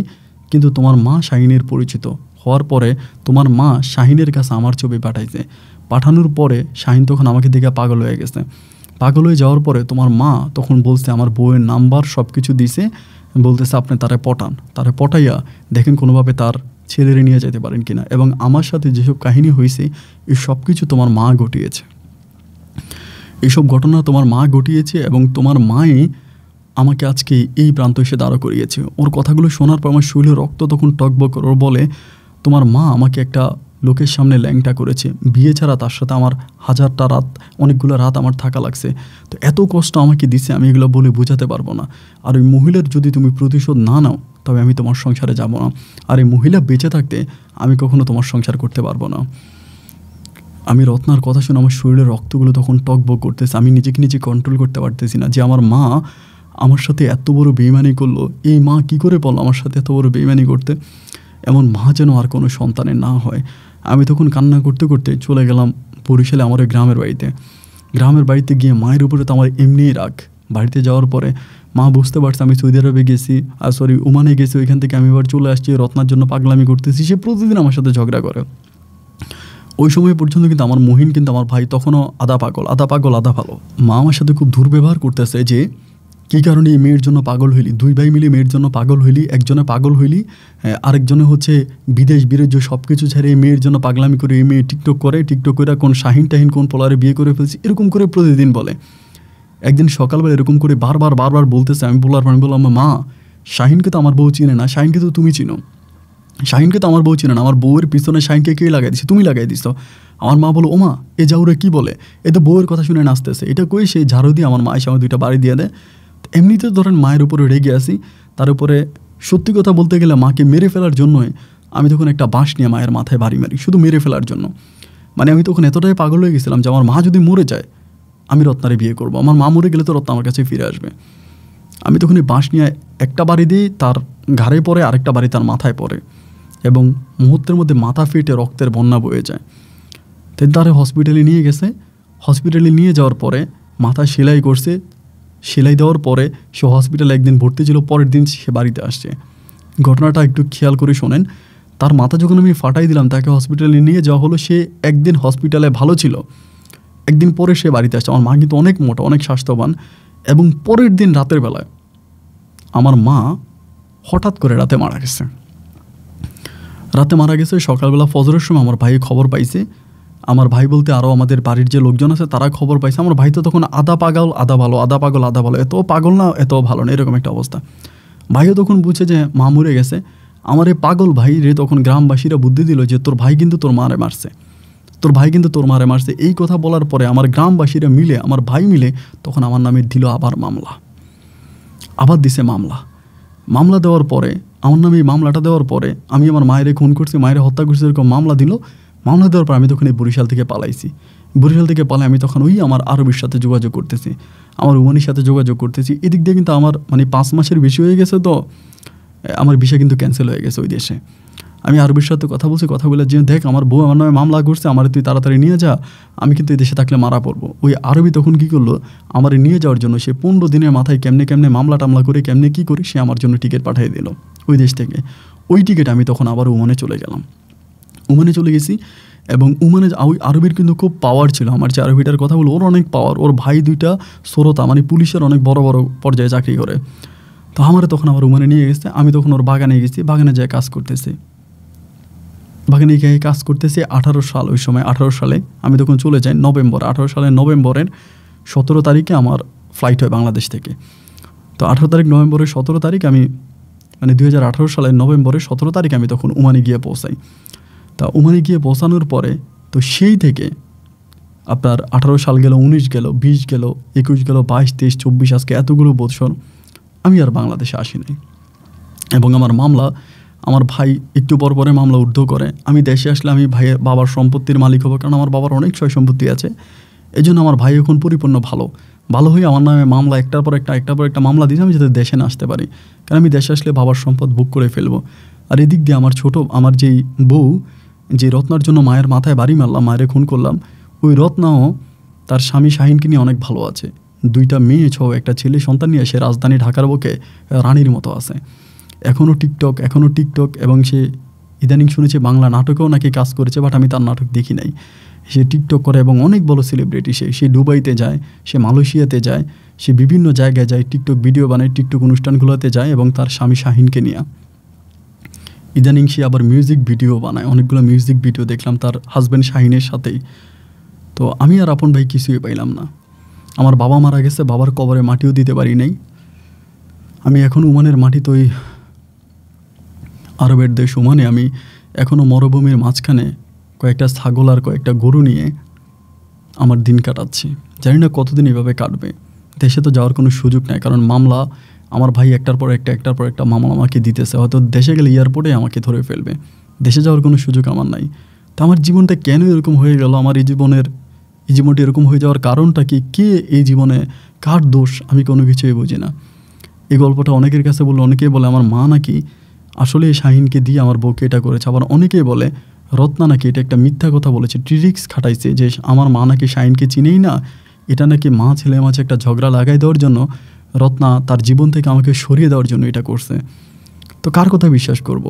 একবার মনে হয় যে রত্না তার জীবন থেকে আমাকে সরাই দেওয়ার জন্য এটা করছে, কারণ রত্নাকে আমি খুব বিরক্ত করতাম, ঘরে যেতে দিতাম না, বারান্দায় যেতে দিতাম না, খুব বিরক্ত করতাম। হয়তো এই বিরক্ত থেকে বাঁচার জন্য সেই পথটা অবলম্বন করছে, কারণ আমি আমার মাকে মানলে তো আমি জেলে চলে যাব, রত্না তখন তার স্বামীকে নিয়ে সুন্দর সংসার করতে পারবে। হয়তো রত্না এই ট্রিক্স খাটাইছে। আবার অনেকে বলে যে না, আমি আমার ছোটো ভাইকে রত্নাকে বিয়ে করতে দিই না, আমি বিয়ে করছি, এজন্য আমার মা আমার উপরে রাগ করে হয়তো শাহিনকে লাগাই দিছে। কিন্তু সত্যিকার অর্থে হিসাব করতে গেলে আমার মা কিন্তু অতটা শিক্ষিত মানুষ না, এবং ওই উমানের শাহিনকে আমার মা চিনার কথাও না। কিন্তু আমার বউ রত্না বলেছিল শাহিন নাকি তার কাছে সত্যতা স্বীকার করেছে, যে শাহিন নাকি তাকে বলেছে তোমার শাশুড়ি আমাকে নাম্বার দিছে। এবং রত্না এটাও বলে যে শাহিন নাকি অনেক দিন আমার মায়ের সাথে কথা বলছে রত্নার সামনে। তো কোনটা সত্য কোনটা মিথ্যা, কাকে বিশ্বাস করবো কাকে বিশ্বাস করব না, এই নিয়ে চিন্তা করতে করতে জীবনের এতগুলো বছর কেটে গেল। দাড়ি পেকে গেছে, চুল পেকে গেছে, হয়তো মরলে আরব দেশে আমি মারা যাব। আমি আমার উমানিকে বললাম আমি মরে গেলাম, আমার এই দেশে মাটি দিস, আমার লাশ দেশে পাঠাইস না। আপন ভাই, এরকম হাজারো প্রবাসী বাংলাদেশের বিদেশের বিভিন্ন প্রান্তে আছে, যাদের গল্প বলার মতো কেউ নেই। আপনি বাংলাদেশের একমাত্র মানুষ যে কিনা প্রবাসীর ভিতরের কষ্টগুলোকে তুলে ধরেন মানুষের কাছে। সে জায়গা থেকে আমি আপনাকে অনুরোধ করলাম, ভাই আমার গল্পটা আপনি বলবেন। আপনি যদি আমার গল্পটা বলেন, আমি মরে গিয়েও না শান্তি পাবো। ভালো থাকবেন আপন ভাই, আসসালামু আলাইকুম।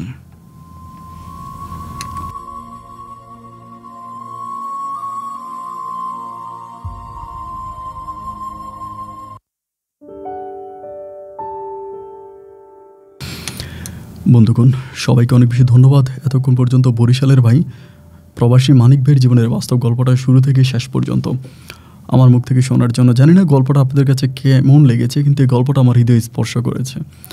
মানিক ভাইয়ের গল্প শেষে কিছু প্রশ্ন ছিল, যে তার বউকে আসলেই পরিকল্পনা করে তার মায়ের পিছনে মানিককে লাগাই দিছে, নাকি শাহিনের সাথে তার মানিক ভাইয়ের সৎ মায়ের কোনো সম্পর্ক আছে। তো আমার একমতে মনে হয় যে রত্না তার জীবন থেকে মানিক ভাইকে সরিয়ে দেওয়ার জন্যই হয়তো প্ল্যানিংটা করেছে। আবার আরেক মনে এটাও মনে হয় যে রত্না কিন্তু মানিক ভাইয়ের জন্য অনেক ত্যাগ স্বীকার করেছে, একটা পর্যায়ে অনেক কান্নাকাটি করেছে এবং মানিক ভাইকে উন্নত করার জন্য, মানিক ভাইকে ভালোভাবে রাখার জন্যই কিন্তু শাহিনের কথা বিশ্বাস করে মানিক ভাইকে বিদেশ পাঠিয়েছে। আমার কাছে 70% মনে হয় যে রত্না এটা একটা ট্রিক্স খাটিয়েছে, একটা কৌশল অবলম্বন করেছে এবং কৌশল অবলম্বন করে মানিক ভাইকে দিয়ে তার মায়ের মাথায় বাড়ি মারাইছে, তার মাকে আহত করেছে এবং সেখান থেকে মানিক ভাই মামলা খেয়েছে। এটা রত্নার একটা চালাকি ছিল। 70% মনে হয় এটা। আর 30% মনে হয় যে না, মনে হয় শাহিনের সাথে এই মানিক ভাইয়ের মায়ের কোনো সম্পর্ক আছে, এবং মানিক ভাইয়ের মা কৌশল খাটিয়ে রত্নার পিছনে শাহিন ভাইকে লাগাই দিছে। যাই হোক, এটা আল্লাহই ভালো জানে, যেহেতু এটা আসলে কোনো প্রমাণ আমার কাছে নেই, এই জন্য এটা নিয়ে কথাও বলতে পারি না। কিন্তু এখানে একটা বিষয় সত্যি অবাক করেছে আমাকে। শাহিন ভাই তার মায়ের মাথায় বাড়ি দিয়েছে এবং মাথায় বাড়ি যেদিন দিল সেদিন কিন্তু তার মা মারা গেল না, তাকে হসপিটালে নিয়ে যাওয়া হলো, তাকে সেলাই করা হলো এবং তার মা মারা গেল এর পরের দিন। হয়তো তিনি হৃদরোগে আক্রান্ত হয়ে মারা যেতে পারে, হার্ট অ্যাটাক বা অন্য কোনো কারণে সে মারা যেতে পারে। এটা কিন্তু শাহিন ভাই তার মায়ের মাথায় বাড়ি দেওয়ার কারণে তিনি যদি হসপিটালে মারা যেত, মানিক ভাই তার মায়ের মাথায় বাড়ি দেওয়ার পরে যদি তিনি হসপিটালে মারা যেত, তাহলে কিন্তু মানিক ভাইকে দোষারোপ করা যেত যে মানিক ভাই তার মাকে মারছে। তো তিনি হসপিটাল থেকে সেলাই করে বাড়িতে আসার পরের দিন মারা গেছে। তো সেখানে আসলে মানিক ভাই তার মাকে খুন করেছে এটা আসলে বলা যায় না। কিন্তু তারপরেও ওই গ্রামের মানুষ বা তার ভাই মহিন মিলে মামলা করেছে, সে মামলায় হয়তো মানিক ভাই আজকে পালাতক। যাই হোক, গল্পটা সত্যি আমার হৃদয় স্পর্শ করেছে। গল্পটা আপনাদের কেমন লেগেছে এটাও আমাকে কমেন্ট বক্সে লিখবেন। সত্য মিথ্যা পড়ে আমি গল্প প্রচার করার একটাই উদ্দেশ্য, গল্প থেকে আপনারা যাতে কিছু শিখতে পারেন এবং এরকম মানিক ভাই যেরকম প্রতারণার ফাঁদে পড়েছে আপনি যেন সেরকম প্রতারণার ফাঁদে না পড়েন, এই জন্যই আমার এই জীবনের গল্পগুলো বলা। আপনারা যদি কোনো প্রতারণার হাত থেকে বেঁচে যান তবে আমার গল্প বলা সার্থক। বন্ধুরা, সবাই ভালো থাকবেন, সুস্থ থাকবেন, আপনাদের সুস্থ থাকার প্রত্যাশা। আমি আজকের মতো এখানেই বিদায় নিচ্ছি। আপনাদের সাথে আমার দেখা হবে অন্যদিন অন্য কারো বাস্তব জীবনের গল্প নিয়ে। সে পর্যন্ত সবাই ভালো থাকবেন আর হ্যাঁ, সুস্থ থাকবেন। আল্লাহ হাফেজ।